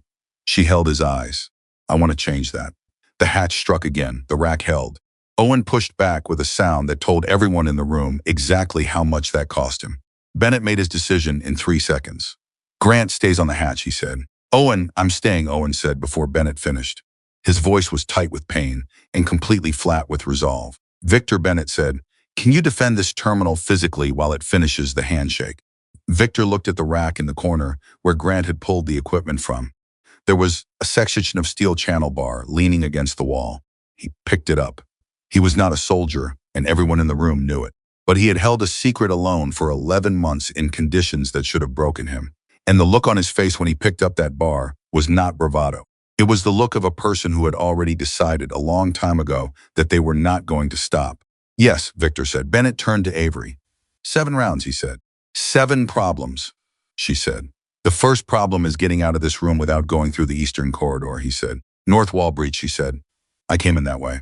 And then I find Strickland, she said. A silence, then Bennett said, he has personal security. At least 2 close protection operators who have not been part of the assault teams. I know, she said, which means they're at the vehicles. Which means you'd be moving through open terrain between this building and the vehicle position, in the dark with 7 rounds against 2 close protection operators, and anyone Strickland has kept as a personal reserve. Yes, she said. Bennett breathed out slowly through his nose. He looked at the hatch. He looked at the terminal. He looked at the clock that only he could see, counting down 14 minutes. Then he looked at her one more time, and this time, there was nothing in his expression from the staging area, nothing from the observation post assignment, nothing from the first moment he had laid eyes on her rifle. What was in his expression was something she had earned in a valley, on a mountain road, on a failing observation tower, and in a corridor where she had moved between positions that should not have been survivable by a person operating alone. Go, he said. She went. The north wall breach was exactly where she had left it. She moved through it and immediately went flat against the exterior wall, letting her eyes adjust to the outdoor dark and her ears catalog the sounds around her. The western approach was quiet. The 6 contractors who had been pushing from that direction had pulled back after her engagement from inside, which told her that whoever was coordinating the assault had made a decision to concentrate force on the other access points. The west approach was no longer the priority. She moved north, paralleling the building's exterior, keeping close to the wall. The vehicle position was roughly 300 meters from the station's main entrance, on the road above the disabled carrier at the switchback. She had studied its location from the observation tower before it came apart. 3 armored vehicles, command vehicle in the center. Strickland would be in the command vehicle or directly adjacent to it. She moved through the dark and did not think about the 7 rounds. Thinking about resource limits in the middle of an action was the particular mental trap that got people killed, because it shifted attention from the problem in front of you to the inventory in your pocket. 7 rounds was not a count. It was a commitment to solve 7 problems efficiently, without waste, and with the understanding that every shot had to matter completely. She was 200 meters from the vehicle position when she heard Strickland's voice again, not on the radio this time, but in the open air. He was speaking to someone near the command vehicle, giving an update on the assault timeline, and the fact that he was speaking aloud and not over the radio told her that his close protection team was within arm's reach. She slowed. She identified 2 figures near the rear of the command vehicle, standing, not moving, positioned in the specific way that close protection operators position themselves, one covering the approach angle, one covering the vehicle itself. Professional. Alert. Not expecting a threat from the direction she was coming from, because the threat was supposed to be contained inside a building 300 meters in the opposite direction. She went to ground and moved on her elbows, covering the last 60 meters at a pace that prioritized silence over speed. The cold of the mountain came up through her jacket and her chest, and she ignored it the way you ignore things that are uncomfortable, but not dangerous when there are things nearby that are both. She reached a position 15 meters from the command vehicle. She could hear Strickland clearly now. He was on the radio, a different radio from the one he had used on Channel 4, a tactical unit talking directly to the assault team lead. Primary hatch should be breached by now. What is the status of the communications room? A voice she did not recognize responded, hatch is holding. Mechanical resistance, possibly braced. Recommend switching to secondary approach. There is no secondary approach to that room, Strickland said. Breach the hatch or cut the power to the building. I need that terminal down and pause. 11 minutes. Do you understand me? 11 minutes is all we need. 11 minutes. Victor's terminal had 3 minutes less time than she had thought. She looked at the command vehicle. She looked at the 2 close protection operators. She looked at the cable running from the command vehicle to a portable power unit sitting on the road beside it. The power unit that was feeding, she realized, the jamming equipment that had been running since before the mission began. If the jamming equipment was connected to this power unit, then the power unit was also what was preventing the station's old communication systems from reaching any frequency outside the mountain valley. And if the power unit was disabled, then the station's legacy satellite terminal, the same one Victor was sitting in front of, right now would have access to the full military communication band, not just the narrow window it had been operating on. She thought about the upload, the secondary handshake, the 14 minutes, now 11, that the terminal needed to complete the decryption key transmission. And she thought about what it would mean if the terminal could reach a wider signal band. She looked at the power unit. It was 20 meters from her position. The 2 close protection operators were between her and it. She had 7 rounds. She needed 2 for the operators, not lethal, not from this distance and at these angles, but disabling force-stopping shots that would require the targets to make a decision about whether to keep moving or to go to ground. She needed 1 for the power unit itself. A single round through the transformer housing would create a cascade failure that no portable field generator recovered from in under 40 minutes. That left 4 rounds. She looked at Strickland. He was standing with his back 3/4 to her, the tactical radio in his right hand, his left hand at his side. He was approximately 12 meters from her current position. She could put a disabling round into his right shoulder from here without meaningful risk of a fatal result. And a man with a shattered shoulder did not operate a radio, did not give orders, did not coordinate an assault. But a man who had been shot by someone inside his own perimeter triggered an immediate and total defensive response from every operator in the field. The close protection team would lock down the vehicle. The assault team inside the station would receive an emergency withdrawal order. The entire situation would reset into a hostage crisis rather than a siege, which was a different and more complicated problem. She needed something else. She keyed her radio so quietly that the transmission was barely above the carrier wave. Bennett. A long pause, then very low go. I'm at the vehicle position, she said. 11 minutes on the terminal handshake. There is a portable power unit here that is running the jamming equipment. If I disable it, the terminal can access the full military band. A pause. What does that give us? It gives Victor 11 minutes to transmit the authentication directly to every federal monitoring frequency that is currently being blocked, she said. Not just the oversight server. Every channel. Every investigator. Every marshal's office within signal range. Another pause. Longer. Can you disable the power unit without triggering a full defensive response that locks down the vehicle? Bennett asked. No, she said. Then what happens when you trigger it? They go to the vehicle, she said. They go to Strickland. They focus on securing him. And the assault team inside the station gets a confused and contradictory set of orders for approximately 90 seconds, she said, because their command element just became the target and nobody briefed them for that scenario. 90 seconds. She could hear in the silence what Bennett was calculating. Do it, he said. And Avery, the terminal, needs someone to stay on the authentication during those 11 minutes, regardless of what's happening in this building. I'm staying on the terminal. Bennett Price has the corridor. Grant has the hatch. Owen has the back wall. Victor has the terminal. His voice was steady, completely steady. And you have 7 rounds and a power unit to disable. That is the plan, confirm. She looked at the 2 close protection operators. She looked at the power unit. She looked at Strickland's back. Confirmed, she said. She raised her rifle. And in the communications room 300 meters away, Victor Lang's hands were on the terminal keys, and the decryption handshake was running. And the clock was at 10 minutes and 40 seconds, and a man who had spent 11 months carrying evidence of something monstrous alone was about to find out whether the network of mountains and jamming signals and armed contractors between him and the rest of the world was going to be enough to stop the truth from reaching daylight. It was not. Avery fired.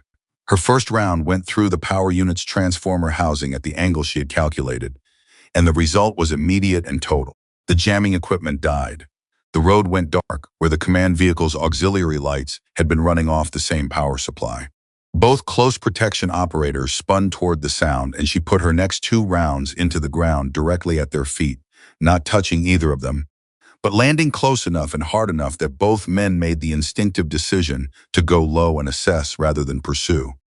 Because a shooter who knows exactly where you are and chooses not to kill you is a more frightening tactical proposition than one who is simply shooting. Strickland turned. He turned and he looked into the dark where the shots had come from, and for the first time in the entire night, his face showed something that was not calculation or performance or the careful management of a complicated situation. What his face showed for exactly 3 seconds was fear.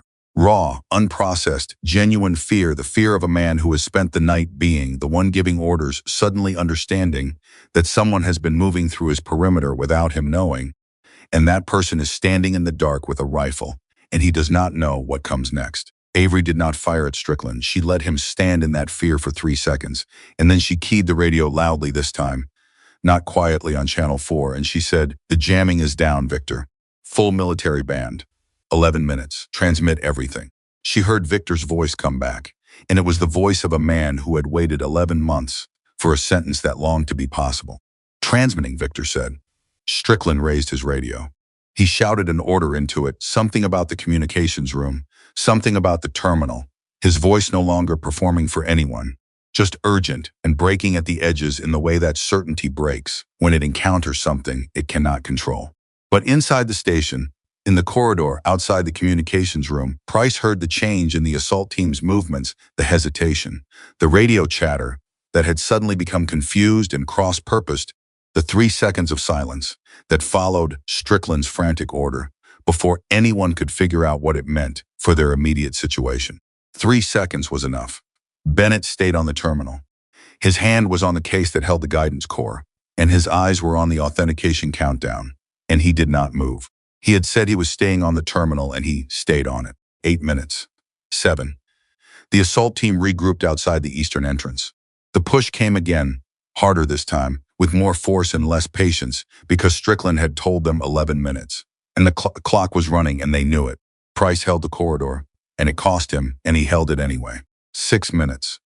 The hatch in the floor struck again, and the rack moved, and Owen pushed it back with his one good arm, and a sound that was going to stay in Grant's memory for a long time after this night was over. 5 minutes. Avery moved back toward the station, threading through the dark, using the confusion at the vehicle position as cover. The close protection team had recovered and was relocating Strickland. She let them. She did not have rounds to spend on a secured target. She had 4 rounds left, and she was going back to the building. She went through the north wall breach for the 3rd time. 4 minutes. She reached the communications room and looked at the terminal. The authentication countdown was visible on the screen. She looked at Victor. He was transmitting on every frequency the terminal could reach, cycling through the military band in a pattern that would reach federal monitoring stations across 3 states. "How many are receiving it?" she asked. 7 confirmed receptions so far, Victor said. His voice was tight with focus. 2 federal monitoring stations, 1 Air National Guard relay, 4 Marshal Service units. He looked at the screen. They can't stop it now. Even if they breach this room right now, the transmission is already replicated across enough receiving points that the hatch blew open, not the bolt failing, not the rack giving way. Something below it had applied enough force simultaneously across the entire frame to pop it out of its seating, and the rack went sideways and Owen went with it. And 2 contractors came through the hatch in rapid succession, moving fast and low, and with the specific efficiency of people who had been waiting for that moment. Avery fired twice. Both operators went down, not dead, but down, and not getting up immediately, which was all the situation required. She stepped over the hatch, stood above it, and looked down into the darkness of the conduit. She had 2 rounds left. "That's all of them," said a voice from below, not a contractor's voice. A woman's voice, clipped and professional. Avery recognized the pattern. This was the assault team's tactical coordinator, calling up to her people, and the fact that Avery could hear her meant the tactical coordinator was close. "Pull back to secondary rally point. Authorization 7. Movement below, retreating, orderly, professional." Victor's terminal chimed. Authentication complete. The decryption key was transmitted, confirmed, and replicated across 7 receiving stations. The evidence was not just on a server anymore. It was distributed, authenticated, and in the hands of enough independent federal entities that no single action, not Strickland's contractors, not a destroyed terminal, not a raised building, could put it back in the box it had come from. The communications room was silent for a moment. Then Owen, lying on his side, next to the overturned rack, said, "Is it done?" Victor was staring at the screen with the expressions of someone who has spent so long carrying something that they are not entirely sure what to do with their hands now that it is gone. "It's done," he said. Grant started laughing. It was not a happy laugh. It was the laugh of someone releasing pressure that had been building since the moment the mission collapsed in the valley, the laugh that has exhaustion and relief and a fair amount of fear still in it. But it was real and it was alive, and nothing that had happened in the last several hours had been designed to allow for any of them to still be alive and laughing. Bennett came through the door. He looked at the overturned rack. He looked at the 2 contractors on the floor. He looked at Victor. He looked at the terminal. He read the screen. He put his hand over his face for 3 seconds. Then he lowered it. "Price," he said into the radio. Price's voice came back, breathing hard, "Still here." "The transmission is complete," Bennett said. Authentication confirmed. Multiple federal receptions. "It's done." A pause on Price's end. Then, in a voice that was trying very hard to stay professional and not entirely succeeding, "Tell me you're not joking, Major." "I'm not joking," Bennett said. Another pause. "Okay," Price said. Then okay. Outside, the radio chatter from the contractor team was changing. Avery heard it bleed through on the channel, the specific shift in communication pattern that happens when people in the field receive information that changes their understanding of what they are doing. Strickland's voice was in it, somewhere, still giving orders, but the orders had a different quality now. More urgent, less organized. The voice of a man trying to hold something together that had already come apart. One of the contractors at the eastern entrance said, on an open channel that Avery heard clearly, "Command, are we still authorized to proceed?" Over. Strickland's response took 4 seconds. That 4 seconds said more than his response did. "Hold position," Strickland said. "Hold position and await further orders." Hold position, not advance, not complete the mission. Hold. Because the mission no longer existed in the form it had been constructed. The evidence was out. The window was closed. And the federal marshal units that Victor had reached in the last 11 minutes were now moving toward a location that Strickland had thought was safely buried in a mountain range with nobody looking. They were looking now. All of them were looking now. Avery stood in the communications room with 2 rounds left in her rifle and a terminal behind her that had just completed the most important 11 minutes of its operational life. And she listened to Strickland's contractors hold position in the dark outside a building that they had been ordered to destroy. And she understood something that she had known in theory but was only now experiencing in practice.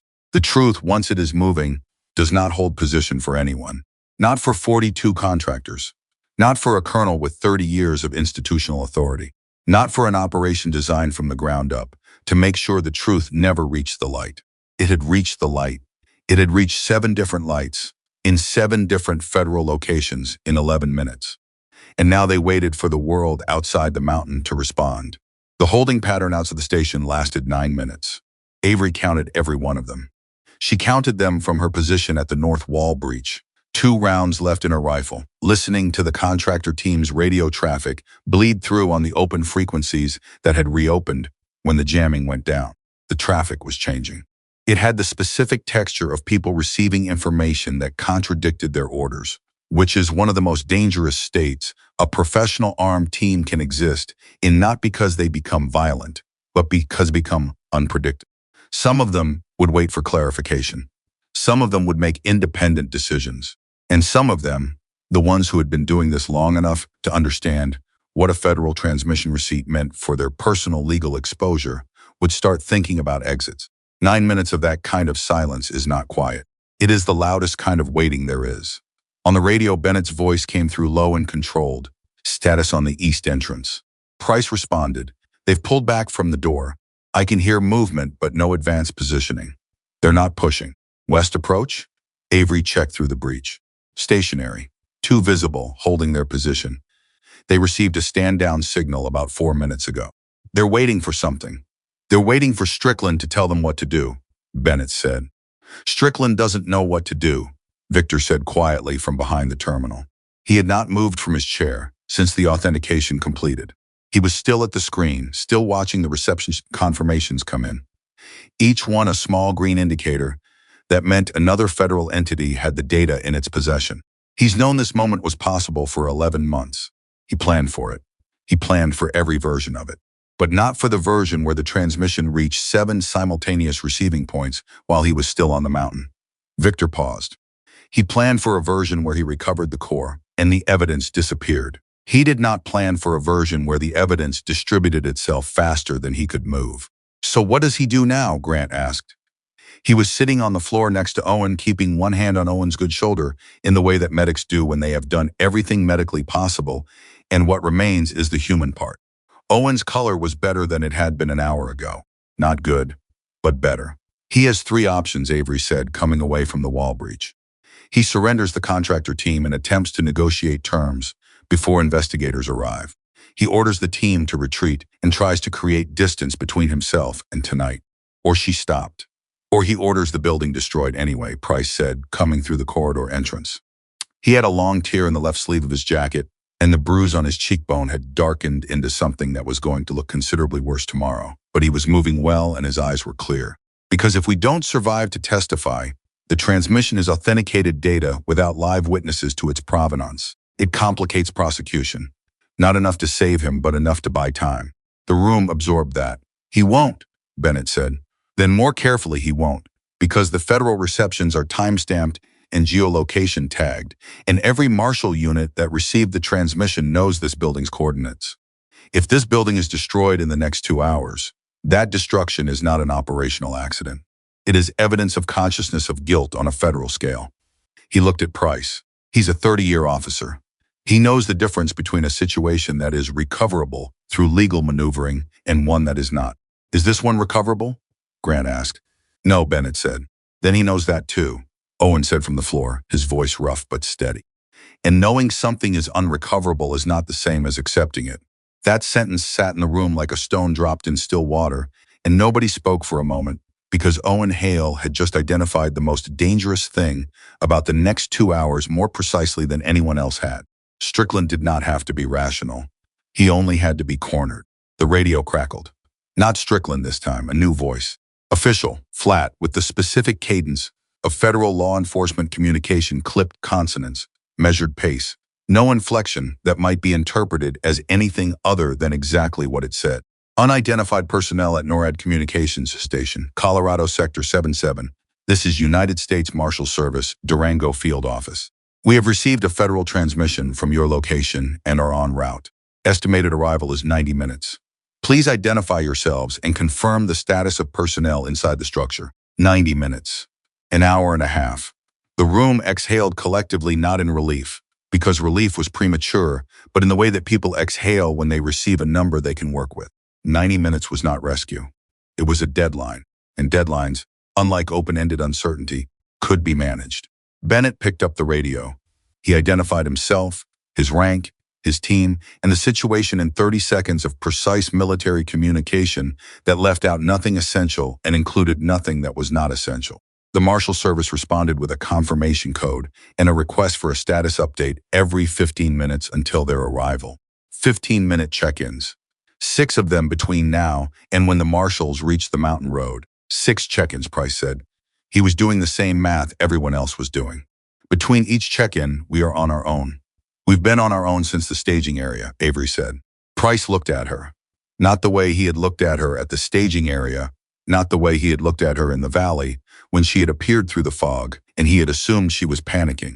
The way he looked at her now was direct and undecorated. The look of a man who had spent the last several hours updating an assessment and was prepared to own the result of that update without making a performance of it. Yeah, he said, we have. It was not an apology. Price was not built for apologies in the formal sense, and Avery had never needed one. What she needed was what she was now receiving to be seen accurately by people who had refused to see her accurately and then changed their minds in the face of evidence. That, in its own way, was more than enough. The first 15-minute window passed without incident. The contractor team held position. Strickland's radio traffic dropped to near zero, which was the most concerning development of the night. A general who has stopped communicating with his troops is either withdrawing or consolidating, and neither of those options was straightforward in this terrain. Grant checked Owen's shoulder and reported that the bleeding had stabilized and the field dressing was holding. Owen reported that he was, in his exact words, functional and motivated, which made Grant close his eyes briefly in the specific way of a medical professional hearing. A patient described their condition with catastrophic optimism. Victor remained at the terminal. He had moved past the authentication completion into a secondary documentation phase that he explained to anyone who asked as building a redundant evidence trail. What he was actually doing, Avery observed, was staying at the terminal because it was the only thing in the room that connected him to the 11 months of work that had brought him to this building, and leaving it felt, in some way he had not yet processed, like abandoning something. She let him stay. The second 15-minute window was broken, at its midpoint, by movement. Not the contractor team. Something smaller, more deliberate. A single figure, moving from the vehicle position toward the station's eastern entrance, carrying a radio and no visible weapon, walking with the pace of someone who has made a decision that they understand completely and are no longer ambivalent about. Price saw it first from the corridor, one person. Eastern approach. No weapon visible, walking slow. Bennett moved to the eastern entrance. He did not open the door. He listened. The figure stopped outside, then knocked. 3 times, evenly spaced, like someone at a door. The room stared at the door. Bennett said, "Identify yourself." A voice. Male, young, carrying the specific exhaustion of someone who has been operating continuously for a long time. Corporal David Reyes, private contractor. "I need to talk to whoever is in charge in there." A pause. "About what?" Bennett said. "About the fact that 12 of us have been on radio silence from command for 37 minutes, Reyes said, "and the rumor moving through the team is that federal marshals are inbound, and I personally did not sign up for whatever it is this situation has become." Bennett looked at Price. Price looked at Avery. Avery looked at the door. "He's not alone," she said quietly. "Nobody walks across open terrain toward a defended building alone at this point in a mission. There are others behind him." "Covering fire," Price said. "No," she said. "Witness distance." He walked up here so that other people could see him do it and know that it was his choice. She paused. He's not the first one who's been thinking about this. He's just the first one who moved. Bennett absorbed that. Then he said through the door, "How many of you are rethinking your current assignment?" Corporal Reyes. A silence. Then Reyes said, "Enough that it's worth having the conversation." Another silence. Longer. Then Bennett said, "The door opens in 30 seconds. You come in alone. Your weapon stays outside. If anyone outside covers this entrance during those 30 seconds, the door closes and we don't have this conversation again." "Understood," Reyes said. Bennett counted. He reached 30. He lifted the crossbar and opened the door. Reyes was exactly what his voice had sounded like, young, lean, wearing the kind of tactical gear that told Avery he had been doing this work for 3 to 5 years, long enough to be competent, and not long enough to have stopped asking questions about what he was competent for. He stepped inside without his rifle, which was leaning against the exterior wall where he had left it. He looked at the room, at Bennett, at Price, at Owen on the floor, at Grant, at Victor, at Avery. He looked at the terminal. He looked at the guidance core. He looked at all of it, with the eyes of someone assembling a picture from pieces he had been given selectively and is now seeing in full for the first time. "Victor Lang," he said, looking at Victor. "We were told he was a federal fugitive." "He's a federal witness," Victor said evenly. "There is a meaningful difference." Reyes looked at Bennett.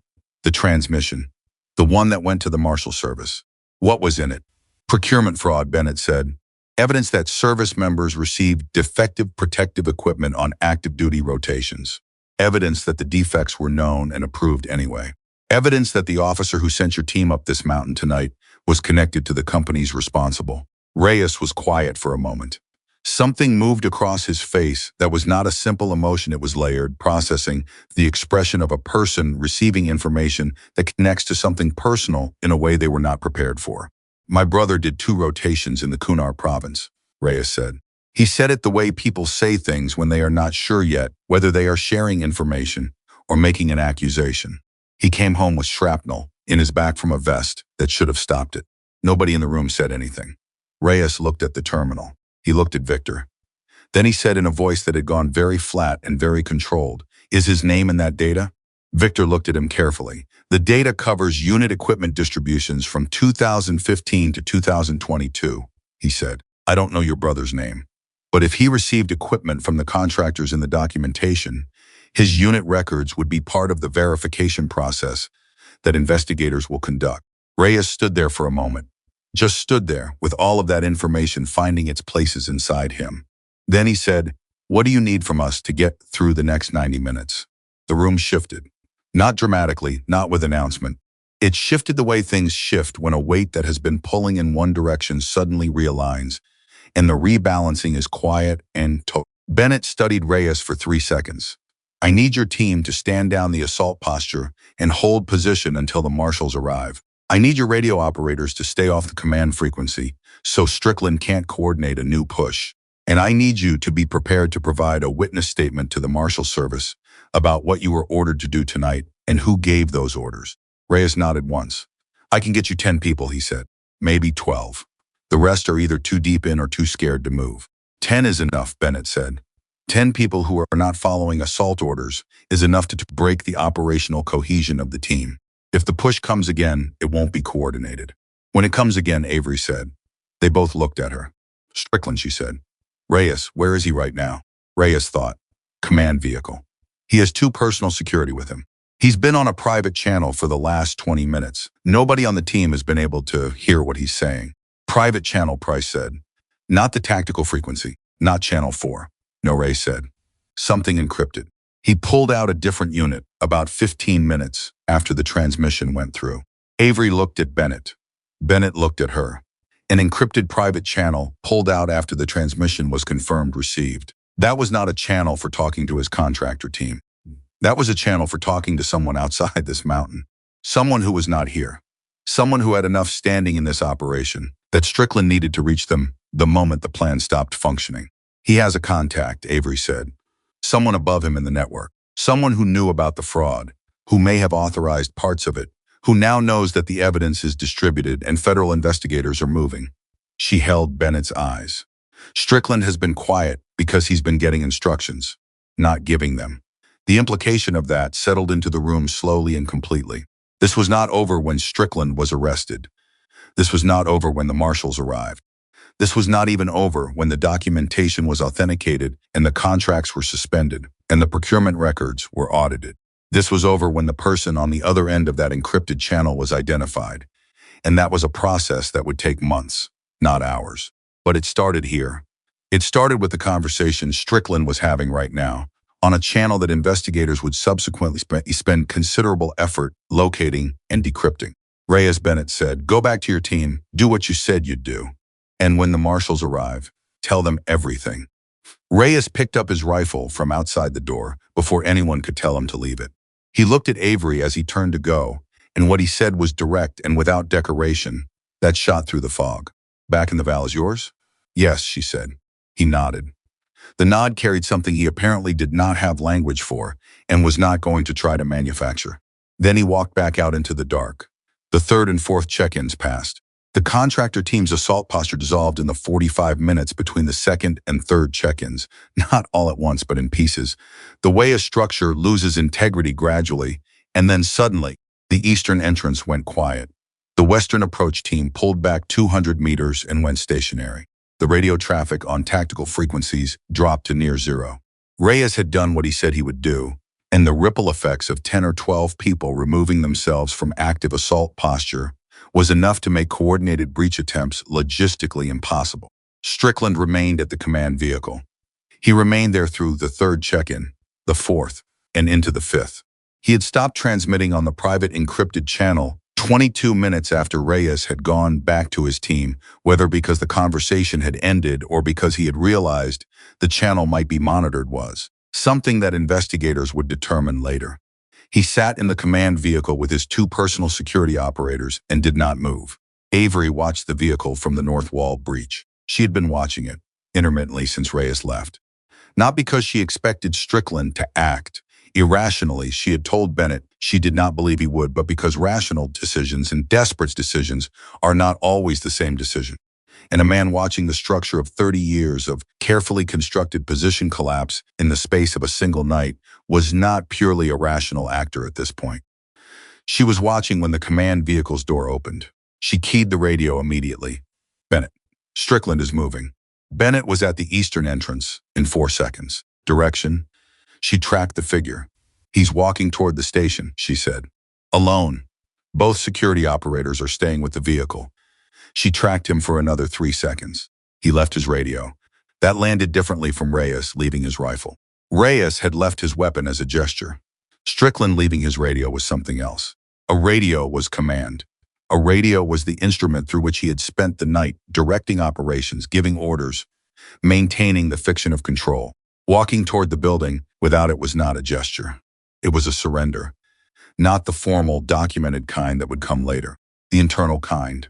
The moment when a person stops fighting the situation, starts existing inside it as it actually is, rather than as they needed it to be. Bennett opened the eastern entrance door before Strickland reached it. He stood in the doorway. He did not have his rifle.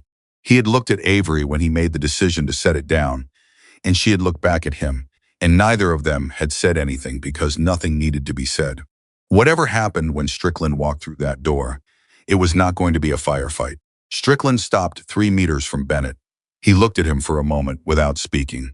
Then he looked at the doorway at the station behind it, at the terminal still running in the communications room, at the guidance core sitting on the table beside it, at Victor Lang and the people gathered around him who had survived a night that had been architected for their elimination. He looked at all of it, and what his face did was not what Avery had expected. He looked tired. Not strategically tired, not the managed exhaustion of a man performing weariness as part of a negotiation. Genuinely tired, in the way that people look when something has been over for a while, and they have only just allowed themselves to know it. "How's your man?" Strickland said. He was looking at Bennett, but the question, by its direction, was about Owen. Bennett studied him. "Alive," he said. "No thanks to the round that was placed in his shoulder." "That wasn't supposed to be a killing shot," Strickland said. "I know," Bennett said. "It was supposed to disable his radio and start moving my team toward the saddle. I know exactly what it was supposed to do." He paused. "Which is why I want you to understand that I don't have any confusion about tonight. I understand what you built. I understand why you built it. And I understand that the people you built it for, the contractors, the holding companies, the person you were talking to on that encrypted channel 20 minutes ago, none of them are going to be able to protect you from what comes next. Strickland was quiet. How many service members received the defective equipment? Bennett said. The question was quiet. It was not rhetorical. It was the question of a man who needed to know the number and was going to carry it regardless of what the number was. Strickland looked at the ground for a moment, then at Bennett. The final audit will determine the actual scope, he said. I was told the failure rates were within acceptable deviation ranges. Who? The contractors, Strickland said. Their internal testing data. You accepted contractor testing data for equipment that was going to deploy soldiers, Bennett said. Strickland said nothing. You signed off on inspections, Bennett said. His voice had not risen. That was more frightening than if it had. You put your name on documents that said this equipment met standard. You looked at line items in procurement reports and you signed your name. He stopped. Did you know people died? The silence was long enough that Price, from inside the corridor, turned to look at it. I was told the mortality data was within expected parameters, Strickland said. That's not what I asked you, Bennett said. Another silence. Then Strickland said very quietly, yes, I knew. And there it was. The thing that the encrypted partition had documented in numbers and signatures and payment trails. Said aloud, simply, on a mountain at 4 a.m. by a man who had spent 11 months trying to make sure no one ever heard it. Bennett did not respond immediately. He stood in the doorway and looked at Strickland and let the admission exist in the air between them. Then he stepped back.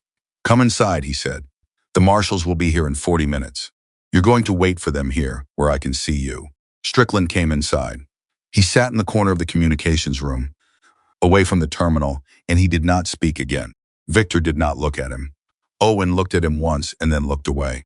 Grant ignored him with the practiced focus of a man who had put all of his attention into the medical situation in front of him and did not have attention to spare for anything else.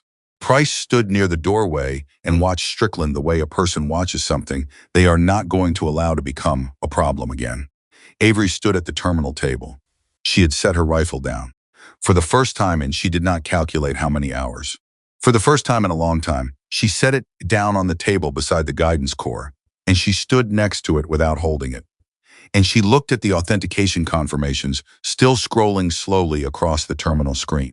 Bennett came to stand beside her, not to say anything immediately, just to be in the same part of the room, which was itself a kind of communication. 40 minutes, she said. Yes, he said.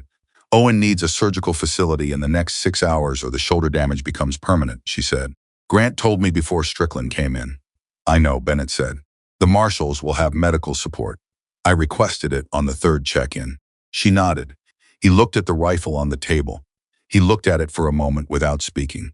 Then he said, I said some things at the staging area that were not about operational judgment. She waited. I looked at you and I saw what I expected to see, he said, which is not the same as looking. He paused. I've been trying to think of a better way to say that for the last several hours, and I don't think there is one. There isn't, she agreed. He almost smiled. It was the kind of almost smile that contains several things at once: acknowledgement, something uncomfortable about the self, something that might become something else with time. In the valley, he said, when you appeared out of the fog. I thought. He stopped. Started again. I thought you had panicked and come down from the ridge because you were afraid to be alone. And then I shot a man through fog at 1,500 meters, she said.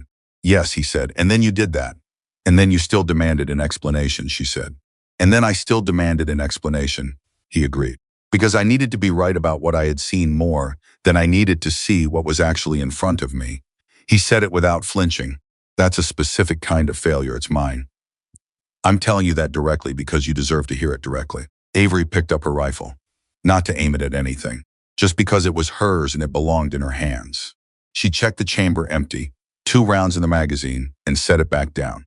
I walked 11.5 miles in the dark because 4 men were going to die, and I was the only one positioned to do anything about it, she said. I'm not interested in whether you think you owe me something. I'm interested in whether the next time matters more than this one did. Bennett looked at her. The next time, he said. The system that sent me to a ridge 11 miles from your team didn't do it by accident, she said. It did it because someone decided, before I ever walked into that staging area, that my skills had a ceiling, that I belonged at a safe distance from anything that actually mattered. She met his eyes. That system is still running. Tonight happened inside it. And when the marshals leave, and Strickland is in federal custody and the inquiry starts, that system is going to be the thing that decides whether tonight was an exception or a beginning. Bennett was quiet for a moment. What do you need it to be? He said. A beginning, she said. He nodded, slowly, completely. The nod of a man making a commitment without qualifying it. The fifth check-in came and went. The marshals confirmed their position 22 minutes out. They had medical support and were coordinating with military investigators who had been activated by the Senate oversight notification. The situation was no longer contained to a mountain in Colorado. It was now moving through the federal system with the momentum of something that had been long overdue. Victor heard the update and turned back to the terminal. He had been documenting for the last hour, building the secondary evidence trail he had described, but also, Avery understood now, writing, not a report, something more personal. The account of a person who had carried something alone for 11 months and needed to put it down somewhere in language before it became only a legal record. She did not disturb him. Owen had fallen into a light sleep against the wall, which Grant had allowed because sleep was the second best thing available after surgery, and it was going to be a long morning. Grant sat beside him and watched his breathing with the patient attention of someone who has decided that this particular person is going to be all right and is personally guaranteeing it. Price was in the corridor, standing with the specific stillness of a man who has finished the physical requirements of a long night and is now simply existing in the aftermath of it. He was looking at nothing in particular. When Avery passed through the corridor to check the western approach one final time, he did not move, but as she passed him, he said, quietly and without looking at her, "That shot in the valley, through the fog. I've been doing this for 16 years, a pause. I have never seen anything like that." She stopped. She looked at him. "I'm not saying it to make you feel good," he said. "I'm saying it because it's true. Because I made a joke about your rifle at the staging area, and those two things don't go together, and I wanted to put them in the right order." "You did," she said. He nodded. She continued to the breach point. The western approach was clear. The contractor team that had been holding there had pulled back further in the last 30 minutes Reyes's work. She suspected, moving through the team person by person, the way change moves through any group of people, slowly and then all at once. She stood at the breach and listened to the mountain. In 11 months, Victor Lang had carried evidence of something that had cost people their lives because he had believed that the truth was worth the cost of carrying it. Tonight, 4 men had gone into this mountain on a mission designed to kill them. And the woman they had refused to trust had walked 11.5 miles through the dark to change that outcome, using a rifle that a sergeant had called impressive looking and a judgment that a major had called a reason to justify an unnecessary role. And now they were alive, and the evidence was distributed across 7 federal receiving points, and the man who had spent 30 years inside the system turning it against the people was supposed to protect was sitting in a corner of an abandoned NORAD communications room waiting for federal marshals to arrive. She heard the helicopters before she saw the lights. 2 of them coming in from the southeast, with the specific sound of federal aircraft, making no effort to conceal their approach because concealment was no longer the point. The point now was presence, and the sound of those rotors was the loudest form of presence available in a mountain environment at 4 in the morning. She went back to the communications room. "They're here," she said. Victor turned from the terminal. He looked at the door, at the guidance core, at the room that had been, 4 days ago, a place of captivity, and in the last several hours, a place of something considerably more complicated. 11 months, he said, not to anyone in particular. The way you say a number when you are measuring it against itself and trying to understand what it adds up to. "It's over," Grant said, and he meant it as comfort. But what landed in the room was more complex than that, because over was not simple when over meant the beginning of an investigation, an inquiry, a legal process, an accounting that would take years and implicate people and institutions that nobody in that room had finished identifying. "It's beginning," Avery said quietly. The same word she had used with Bennett. The word that felt most accurate. Victor looked at her. He looked at the guidance core. Then he closed his eyes for 3 seconds, just 3, just long enough to mark something privately and open them. "It is." The first marshal came through the eastern entrance with a medical team directly behind him, and the building that had spent the night as a siege position and a last stand and a vault for evidence that could not be allowed to exist became, in the span of 30 seconds, something else entirely. It became a scene.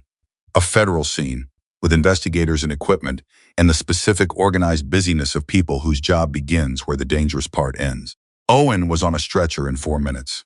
Grant was beside him, giving a medical handoff to the federal medical team in the clipped, precise language of a man who has kept detailed mental notes of every intervention and vital sign for the last several hours, and is now transferring all of it to people with a surgical facility available.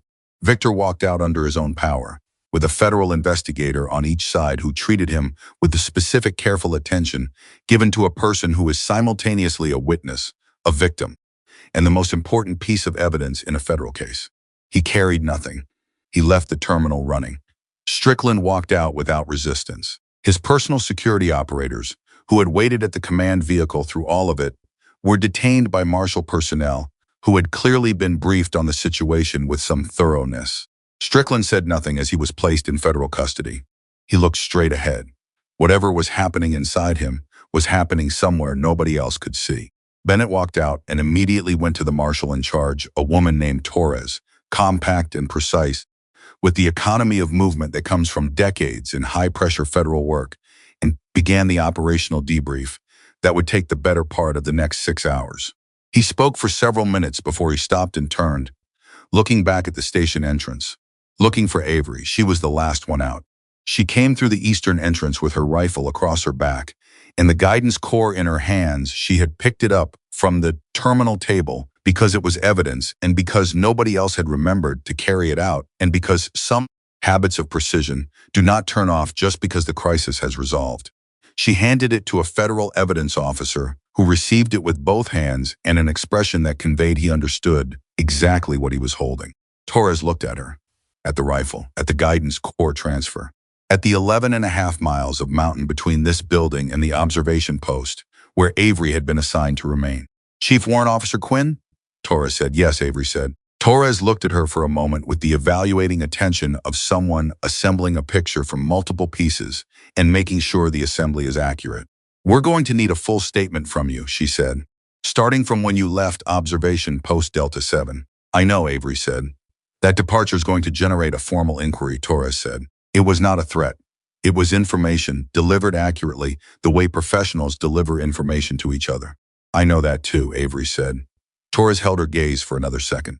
Then she said, "My office received your transmission signal at 0417. We had 17 other signals from the same source, but yours was the first one to include a location ping accurate to within 20 meters. She paused. "That's why we had medical support pre-positioned before we reached the mountain road." Avery absorbed that. Owen's survival margin, the difference between a shoulder that healed and a shoulder that did not, had been 20 meters of location accuracy on a transmission Victor had sent from a terminal running on a power supply that Avery had kept alive by, disabling the jamming equipment 30 seconds before it would have been too late. The chain of it ran through her, each link connecting to the next, and she felt the weight of it without being crushed by it, which was how she knew she was still herself inside everything that had happened tonight. "Thank you for the medical support," she said. Torres nodded. Then she turned to direct her team, and the morning moved forward with all the momentum of something that had been waiting a long time to arrive. Bennett found her at the edge of the activity, where the organized chaos of the federal arrival was loudest, and the mountain behind them was beginning to lighten at its eastern edges, with the specific gray of very early morning that is not yet dawn, but is no longer night. He stood beside her and looked at the lightening sky, and then at the valley below, where the disabled carrier at the switchback was visible now, as daylight returned to the terrain that had been dark when everything began. "Torres told me about the location ping," he said. "I assumed Victor added it automatically," Avery said. "He did," Bennett said. "He said he included it because you told him to hold the connection and hold the terminal and trust that what he could not control was being handled." He paused. "He said he included the location ping because of that. Because you told him to trust the parts of the mission he could not see." She said nothing. "When did you tell him that?" Bennett asked. She thought back. Through the fog of the last several hours, to a moment in the communications room when Victor had been staring at a countdown and she had put her hand on his shoulder and told him not to look at the number. "Before the hatch breach," she said. "I told him not to look at the number. Focus on the connection." "Not to look at the number," Bennett repeated. "It was tactical advice," she said, "not inspiration." "He heard it as both," Bennett said. They stood there for a moment in the gray morning, with the helicopters running behind them and the sounds of federal procedure organizing the aftermath of the night, and below them the mountain that had tried very hard to be the last thing any of them saw. The inquiry, Avery said. It's going to be formal. Yes, Bennett said. I violated procedure, she said. Clearly and on record, abandoned an assigned post. Moved without authorization. Engaged targets outside my designated sector. Yes, he said again. And I would do all of it again, she said. Given the same information, the same mission, the same 4 men walking into a trap, I would do every single thing the same way. Bennett looked at her. I know, he said. And when they ask me what I observed during the mission, which they will, at length in writing and in testimony, I'm going to tell them exactly what I observed. He paused. All of it. Starting with what I said at the staging area. She looked at him. That will complicate things for you. Good, he said. The sky was getting lighter. Below the switchback on the road that the disabled carrier had blocked for the better part of the night, she could see the lead vehicles of a military convoy, making their way up the mountain, investigators and support personnel arriving in the wake of the Marshal Service, beginning the long process of documenting what had happened in this place and determining what it meant for the people and institutions connected to it. Victor Lang would testify. The guidance corps would be authenticated. The payment trails and the inspection signatures and the falsified testing data and the defective equipment records would be examined by people whose entire professional purpose was the examination of exactly these kinds of documents. And the families of service members who had gone into the field with equipment that was supposed to protect them and had not those families would eventually receive the information they had been denied by a system that had decided their grief was a manageable inconvenience compared to the cost of telling the truth. That was not resolution. It was the beginning of a process that real resolution required. But beginnings, as Avery had said, were where everything started. She picked up her rifle and settled the sling across her shoulder. 40 meters away, Price was giving a preliminary statement to a marshal who was taking notes with the focused efficiency of someone who understood that what she was writing down was going to matter for a long time. Price was speaking in his direct, undecorated way, and at one point he stopped and looked across the activity to where Avery was standing, and he gave her the same nod he had given her in the corridor, the one that contained what he did not have language for. She returned it. Grant emerged from the medical helicopter and found her with his eyes and held up one finger. One, meaning Owen. Meaning he was going to be all right. Meaning the shoulder that had been opened by a precision round designed to disable was going to heal. She closed her eyes for 3 seconds, the way Victor had closed his when the marshals arrived. 3 seconds to mark something privately. Then she opened them, and she walked into the morning that the night had made possible, carrying her rifle and the 11 years of work that had brought her to this mountain, and the understanding, bone deep and permanent, that she had not survived the night alone. She had survived it because she had eventually stopped trying to. The inquiry began 17 days after Iron Summit. Not because the military moves slowly, it doesn't, when it decides something matters, but because the federal investigation into Strickland's network required 17 days that to stabilize enough that the people inside it could be interviewed without the risk of testimony contaminating ongoing evidence collection. Victor Lang had been in protective custody for all 17 of those days, working with investigators in a secure location, going through the procurement records line by line with the patience of a man who has spent 11 months waiting to do exactly this and is not going to rush it now that the moment has arrived. Avery had spent those 17 days at Fort Carson, in quarters that were comfortable enough and restricted enough that she understood, without anyone saying it directly, that she was not under arrest, but was also not free to move through the world, as if nothing had happened. She had submitted her initial statement to the investigating officer on day 2. She had submitted a supplementary statement on day 6, after they requested clarification on the timeline between her departure from observation post Delta 7 and her arrival in the valley. She had answered question completely, and without qualification, including the questions she knew were going to make her position harder to defend. She did not try to make her position easy to defend. She described what she had observed, what she had concluded, what she had decided, and why she had decided it. She described it in the same precise, undecorated language she used for everything else, and she let the facts exist without editorializing. On day 9, she received a visitor she had not expected. Bennett knocked on her door at 7 in the evening, in civilian clothes, carrying 2 cups of coffee from the installation's main facility. He handed her one without preamble and stepped inside when she moved back from the door. He sat in the chair across from the table, where her supplementary statement notes were laid out in the organized pattern she used when she was working through something she needed to see all at once. He looked at the notes. He looked at her. He said, "The investigation into Strickland's network has expanded." "I know," she said. "The contact on the encrypted channel," he said. "The one we identified by the fact that Strickland pulled out a different radio unit after the transmission went through." He paused. "His name is Brigadier General Harold Mace. He is currently the Deputy Director of the Defense Acquisition Oversight Board." Avery set down her coffee. "The board," she said. "The one responsible for auditing procurement contracts." "Yes," Bennett said. "The one responsible for catching exactly the kind of fraud that Strickland and the contractors were running." He looked at his hands for a moment. Mace was not just connected to the scheme. He was the reason the internal audits that should have caught it never went anywhere. He was the board. He was the oversight.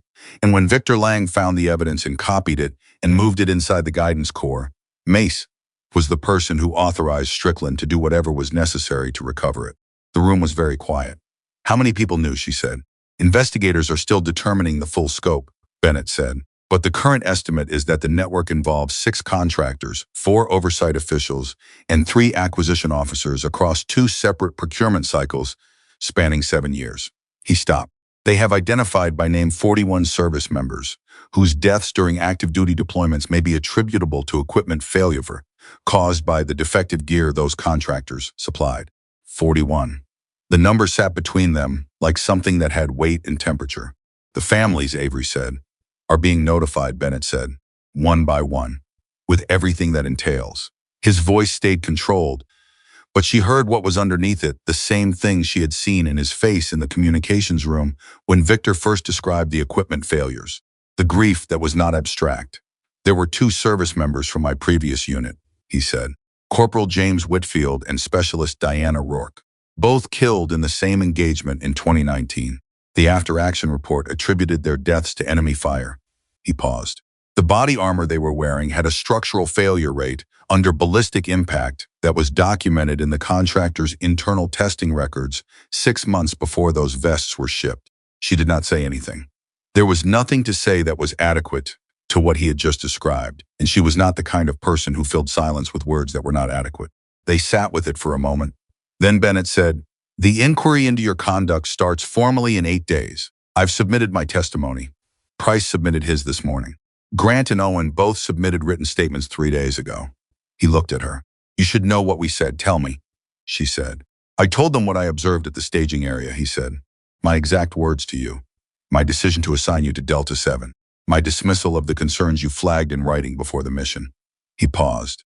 "I told them that I dismissed those concerns, not because I evaluated them and found them insufficient, but because I had decided before you finished speaking that you were looking for a justification for a role nobody had asked you to fill, and that decision was based on what you looked like and what you were carrying, not on the content of what you said." She held his eyes. "That testimony complicates your position," she said. "My position deserves to be complicated," he said, with a flatness that was not self-pity and not performance. It was just honesty, delivered the way he delivered operational information directly, without softening. "Price testified that you never acted recklessly, that every decision you made was preceded by observation and calculation, that when he gave you an opening to acquire the target in the valley, he did it because you told him exactly what you needed, and he understood that you knew what you were asking for." He paused. "He also testified that he made a comment about your rifle at the staging area that he would not make again." Avery looked at the window. Outside, the installation was doing what it always did, the organized, continuous, purposeful activity of a place where people were preparing to go somewhere and do something, and most of them believed in both. That belief, she thought, was worth protecting. It was worth walking 11.5 miles through the dark to protect. Not the institution as it had functioned on the night of Iron Summit, with a colonel who had signed off on defective equipment and a general who had run the oversight board that was supposed to catch exactly that.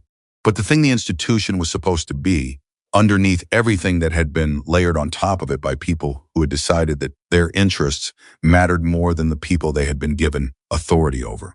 That thing was worth protecting. "What does the inquiry conclude?" she said. "It hasn't concluded yet," Bennett said. "But the investigating officer told me Off the rec that the finding will be a violation of procedure with mitigating circumstances of substantial operational significance. He paused. A formal notation in your record, not misconduct, not a punitive finding. And my clearance, she said. Unaffected, he said. The security review concluded that your judgment on Iron Summit was sound and that your decisions were made in response to a genuinely compromised chain of command. He looked at her. There's something else. She waited. The Senate Oversight Committee, he said. The one that received Victor's transmission. They've opened a formal hearing into the procurement fraud and the network around it. They've requested that you testify. He paused. Not about Iron Summit specifically. About what it looks like from the inside when institutional bias interferes with operational capability. When the person closest to the problem is the one no one is listening to. She looked at him. They want to hear what it was like, he said quietly. To see what you saw. To flag it in writing. To be told it was noted. And then to make the decision to walk 11.5 miles in the dark anyway because you were the only one positioned to change what was about to happen. She was quiet for a long time. Then she said, I'll testify. Bennett nodded. He picked up his coffee, which had gone cold. He drank it anyway. One more thing, he said. And this one isn't from the investigation or the committee. This one is from me. He looked at her steadily.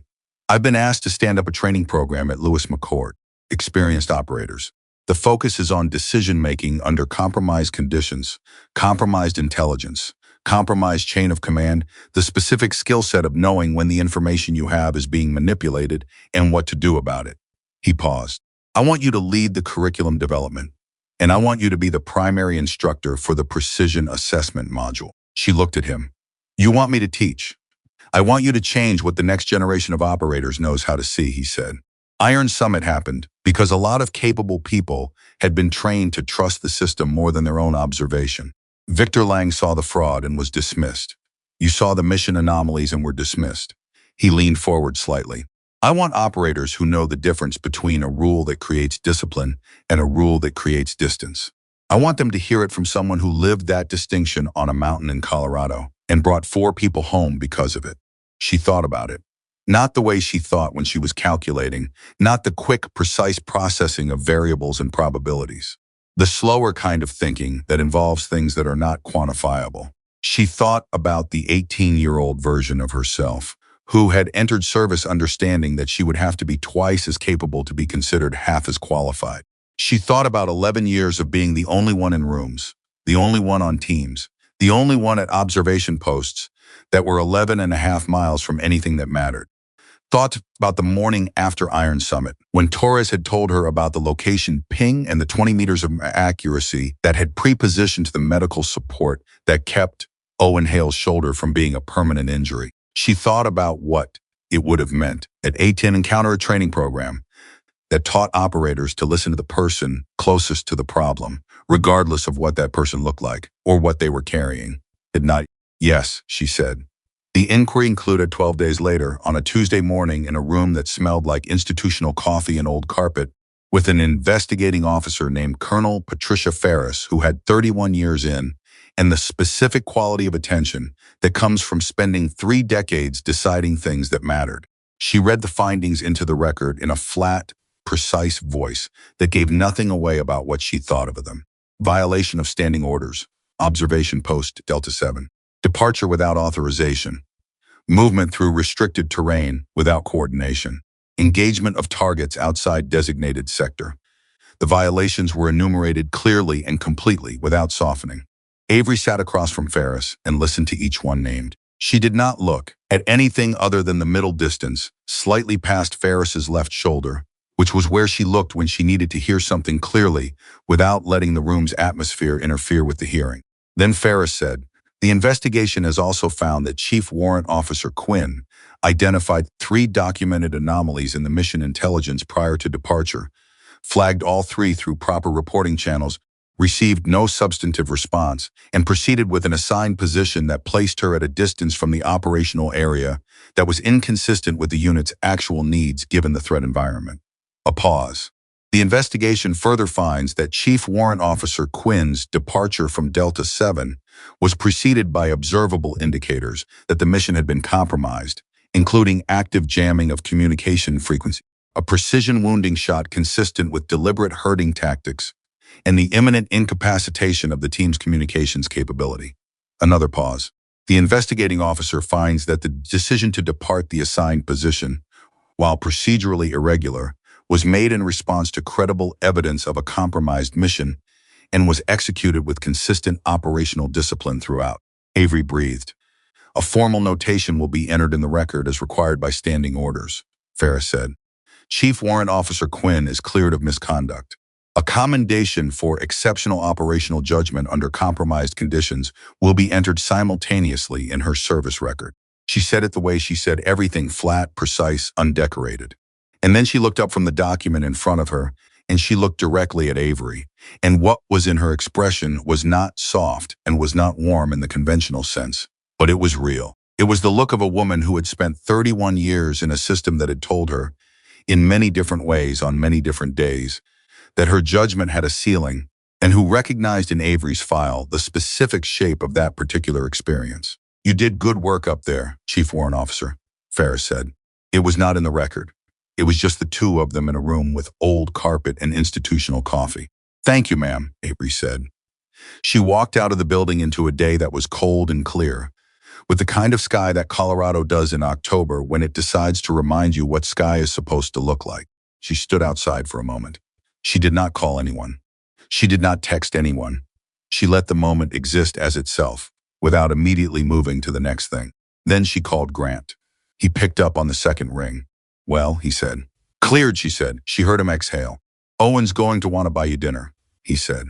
"He's been talking about it since the hospital.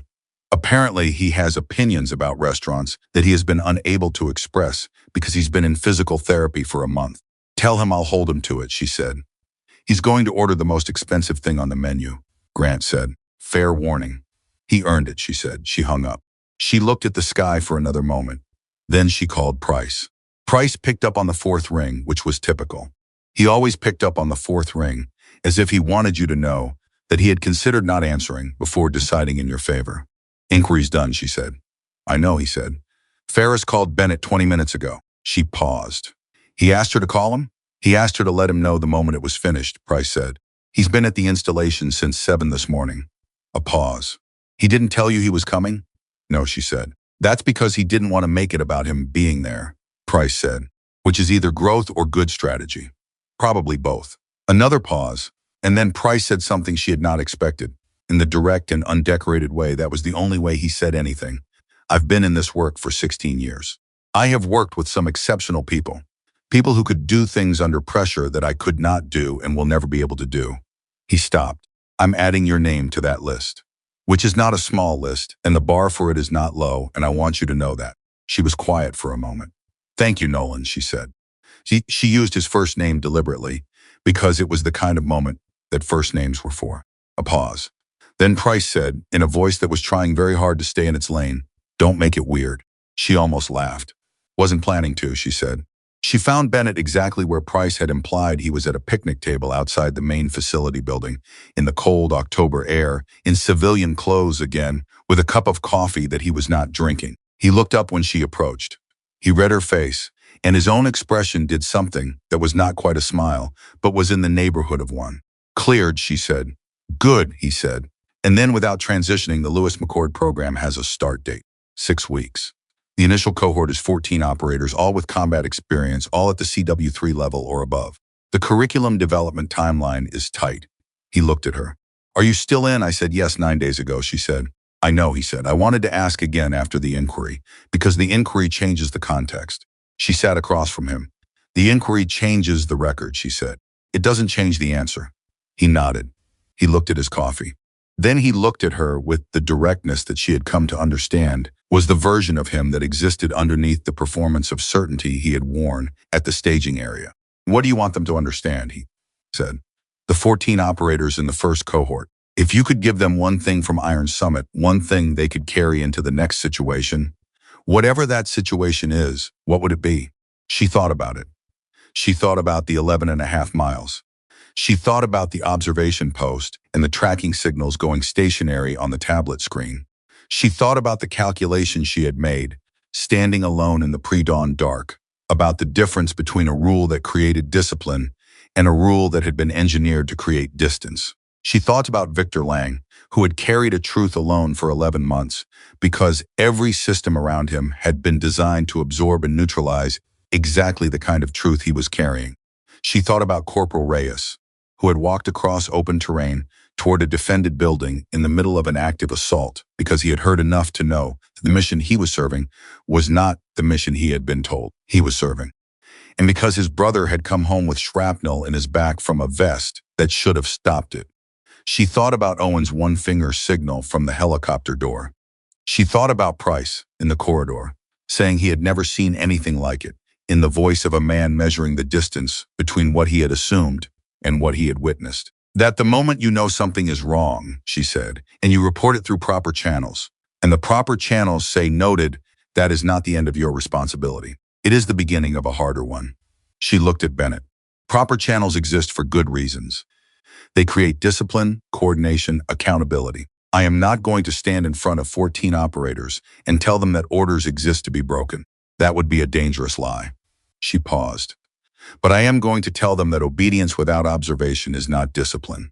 It is surrender. And there is a difference.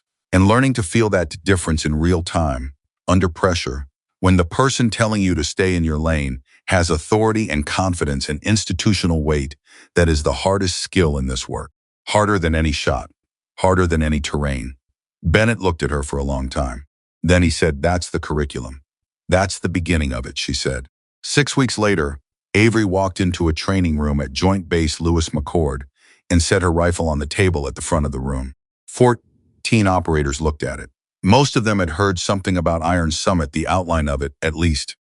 The way things that happen inside classified operations become known in the community through the specific osmosis of people who talk to other people who were adjacent to people who were there. They had heard enough to know that the woman at the front of the room had done something significant on a mountain in Colorado, and most of them had formed an expectation about what she was going to say about it. They expected her to tell them about the shot, the single round through the fog at 1,500 meters, delivered after reading condensation patterns above a suppressed rifle position on an opposite ridge. They had heard about the shot. Some of them had discussed it in the hallways before the session started. The way operators discuss technical achievements with the specific appreciation of people who understand exactly how difficult the thing is and are measuring it against their own capabilities. She let the rifle sit there for a moment. She looked at the 14 faces looking back at her. She read them the way she read every room she walked in, not just their expressions, but the particular way each person was holding their attention. Some of them were openly curious. Some of them were evaluating. One of them, a woman in the third row with a warrant officer tab and the kind of stillness that comes from a lot of hours in high-pressure environments, was watching Avery with the specific attention of someone who had decided before she sat down that she was going to take this seriously. Avery made a note of her. You're looking at the rifles, Avery said. I know what you're expecting me to say about it. She paused. I'm not going to say it. Not first. She looked at the room. The hardest decision I made on Iron Summit was not pulling the trigger. It was standing at an observation post, 11.5 miles from 4 men who were about to walk into a trap with a tablet screen showing me a tracking signal that had just gone stationary, and deciding to leave the position I had been ordered to hold. The room was very quiet. I had been told, explicit, to remain at Delta 7, she said. The order came from a man with full authority to give it.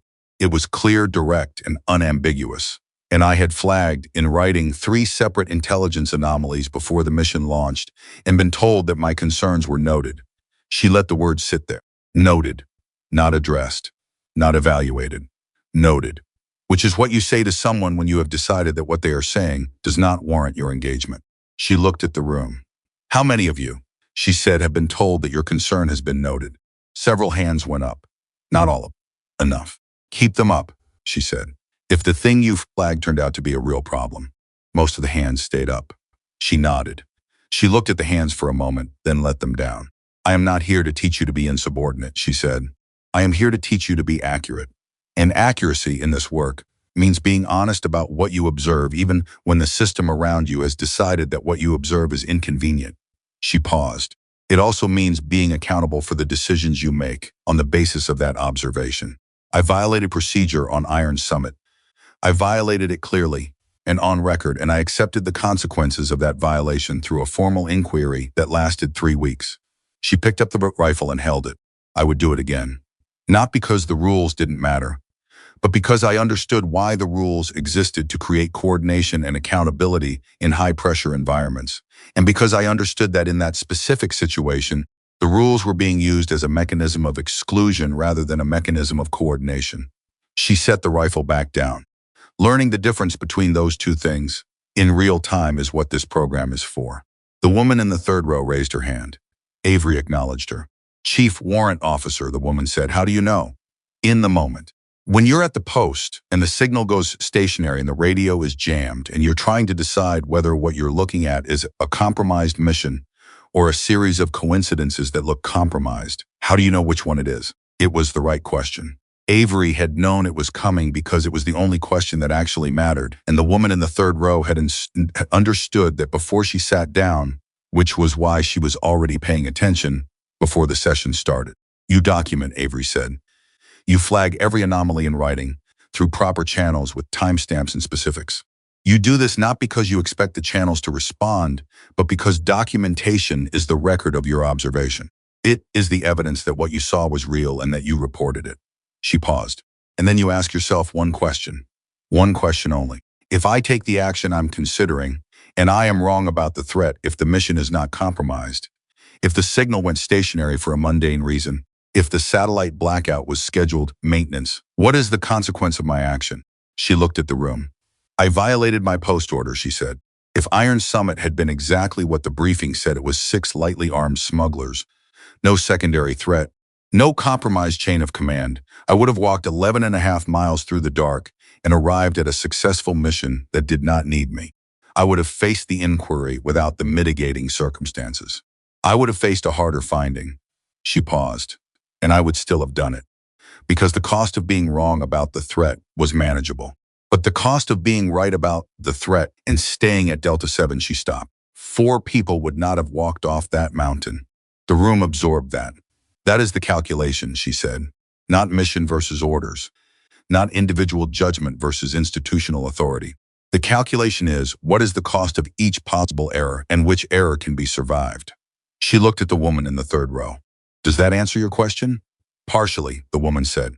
She said it without apology, because it was true, and she was not the kind of person who softened accurate statements for the sake of social comfort. Avery liked her considerably. What's the other part? Avery said. The other part, the woman said, is what you do when you've made the calculation, and you've decided the action is justified, and you're standing at the post in the dark, and you're afraid. The room got quieter, if that was possible. Avery looked at the woman in the third row for a moment. She thought about the tablet screen and the stationary signal. She thought about picking up her rifle and beginning to run a calculation in her head about 11.5 miles of mountain terrain. She thought about being alone in the dark with the decision that could end her career if she was wrong and could end 4 lives if she was right, and she stayed where she was. You go anyway, Avery said. You go anyway because the fear is information, not instruction. It tells you that the stakes are real. It does not tell you to stay. She paused. And if you are lucky, you discover somewhere along the way that going anyway is not a solo act. That the people you are going toward, even the ones who dismissed you, even the ones who made you feel invisible, are capable of more than what they showed you at the beginning. She looked at the rifle on the table. The shot through the fog was a technical achievement. I'm proud of it. But the moment that changed Iron Summit was not that shot. She looked up. It was Price stepping out from cover to give me the information I needed. It was Bennett calling me by my name. It was Owen pushing a rack against a hatch with one arm because he had decided that the mission mattered more than his pain. She paused. It was Corporal Reyes walking across open terrain toward a defended building because he heard enough truth to know that the order he was following had stopped being the right order. She looked at the room. The question is never only what you are capable of doing alone. The question is what becomes possible when people who doubted each other decide, under pressure, to trust each other instead. The room was still. The kind of stillness that is not absence, but attention 14 people holding something at the same time. The way you hold something that is both heavy and necessary. The woman in the third row wrote something in her notebook. She wrote it without looking up, which meant she was writing quickly, which meant she did not want to lose the exact phrasing of whatever she had heard. Avery watched her write it. Then she turned to the rest of the room. "We are going to spend the next 6 weeks on scenarios," she said. "Each one is based on a real situation with modified identifying details. Each one involves a moment where the information you have conflicts with the order you've been given. Each one requires you to document, calculate, and decide." She looked at the 14 faces. "I am not going to tell you what the right answer is in each scenario. There isn't always one. What I am going to teach you is how to think so that whatever answer you reach is yours, fully yours, with your name on it, with your reasoning on record, with your accountability intact." She paused. "Because that is what leadership actually is. Not the authority to give orders. The willingness to own the consequences of the decisions you make." She looked at the rifle on the table. "Any questions before we begin?" she said. The woman in the third row raised her hand again. Avery acknowledged her. "One more question," the woman said. "The inquiry finding, the formal notation in your record." She paused. "Do you consider that fair?" Avery looked at her. She thought about Colonel Ferris reading the violations into the record in a flat, precise voice. She thought about what it had felt like to sit across from an investigating officer and listen to her own decisions enumerated as violations. Each one accurate, each one real, none of them wrong to enumerate. "Yes," she said, "I violated procedure. The notation is accurate." She paused. "Fairness isn't the same as comfort. The notation exists because the procedure exists for real reasons. And when someone violates it, even for the right reasons, the record has to reflect that. Otherwise, the procedure has no weight." She looked at the room. "I am commended and notated simultaneously. Both of those things are true. Both of them belong in the record. The institution that noted my concerns before the mission, and the institution that notated my inquiry finding, and the institution that is running this program right now are the same institution. That institution is imperfect, and it contains people who will use authority for purposes it was never designed for. And it also contains people who will testify honestly about their own failures and stand up programs designed to make the next generation better at exactly the moments when the institution's imperfection becomes most dangerous." She picked up the rifle. "I choose to be the second kind of person inside it. Every day. That is also a decision that belongs to me." She set the rifle down one final time. 14 operators sat across from her in a training room at Base Lewis McChord, and none of them were looking at the rifle the way they had when she walked in. They were looking at her, the way you look at someone when you have understood that the thing they are teaching you is not a technique. It is a way of seeing. The program ran for 6 weeks. At the end of it, Bennett stood in the back of the room during the final assessment review and watched 14 operators present their scenario decisions documented, reasoned, owned to a panel that included 2 federal investigators who had worked the Strickland case and understood better than most what the absence of exactly this kind of training had cost. He did not say anything during the presentations. He listened. He watched the woman in the third row. Her name was Chief Warrant Officer Daniela Reyes, and she was no relation to Corporal David Reyes, except in the way that people who ask the right questions are always related to each other, present a scenario analysis that was, by any technical measure, the most precise and complete of the cohort. After the last presentation, Bennett walked to the front of the room and stood beside Avery. He looked at the 14 faces. Then he said, "The program will continue. The next cohort starts in 8 weeks. This cohort will assist in training it." He looked at Avery. "Chief Warrant Officer Quinn will continue as primary instructor." He did not add anything to that. He did not need to. A year after Iron Summit, Avery returned to Colorado with Bennett and her first graduating cohort. Not to the San Juan Range, not to the NORAD station, which was still an active federal evidence scene as investigators continued to work through the documentation it had produced. They went to a different range, in the open country east of the mountains, where the air was cold and the ground was firm, and the sight lines were long and unobstructed. She set up a precision marksmanship course. Not because precision marksmanship was the most important skill she had taught in 6 weeks. It wasn't, but it was the skill that most of them had looked at her rifle, expecting her to lead with, on the first day, in that training room. It was the expectation she had not met then. She was meeting it now not as a lead, not as the point, but as one part of a larger demonstration. She shot the course first alone, with the cohort watching. She was not showing off. She was demonstrating what competence actually looked like in practice, not as performance, not as proof, but as function. Clean, precise, economical. Each shot placed where it needed to be placed, no more. No flourish, no announcement. When she finished, she walked back to where the cohort was standing. and she handed her rifle to Daniela Reyes. "Your turn," she said. Daniela looked at the rifle. She looked at the course. She looked at Avery. "The rifle's set up for your measurements," she said. "The stock adjustment, the scope, off adjust it," Avery said. "Take the time you need. The range isn't going anywhere." Daniela looked at the rifle for another moment. Then she adjusted the stock.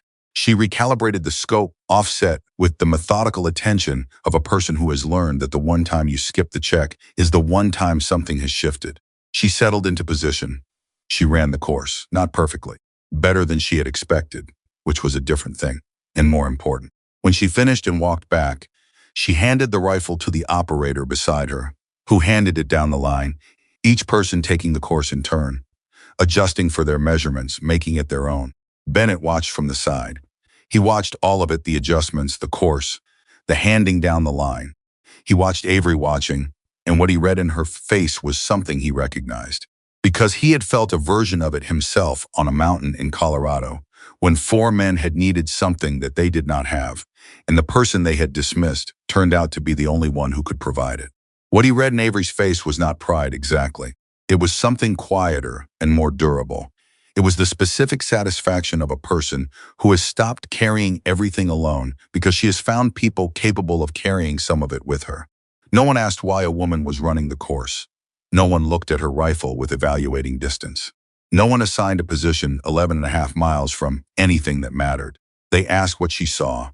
They asked how she reached her conclusion. They asked what evidence supported her decision.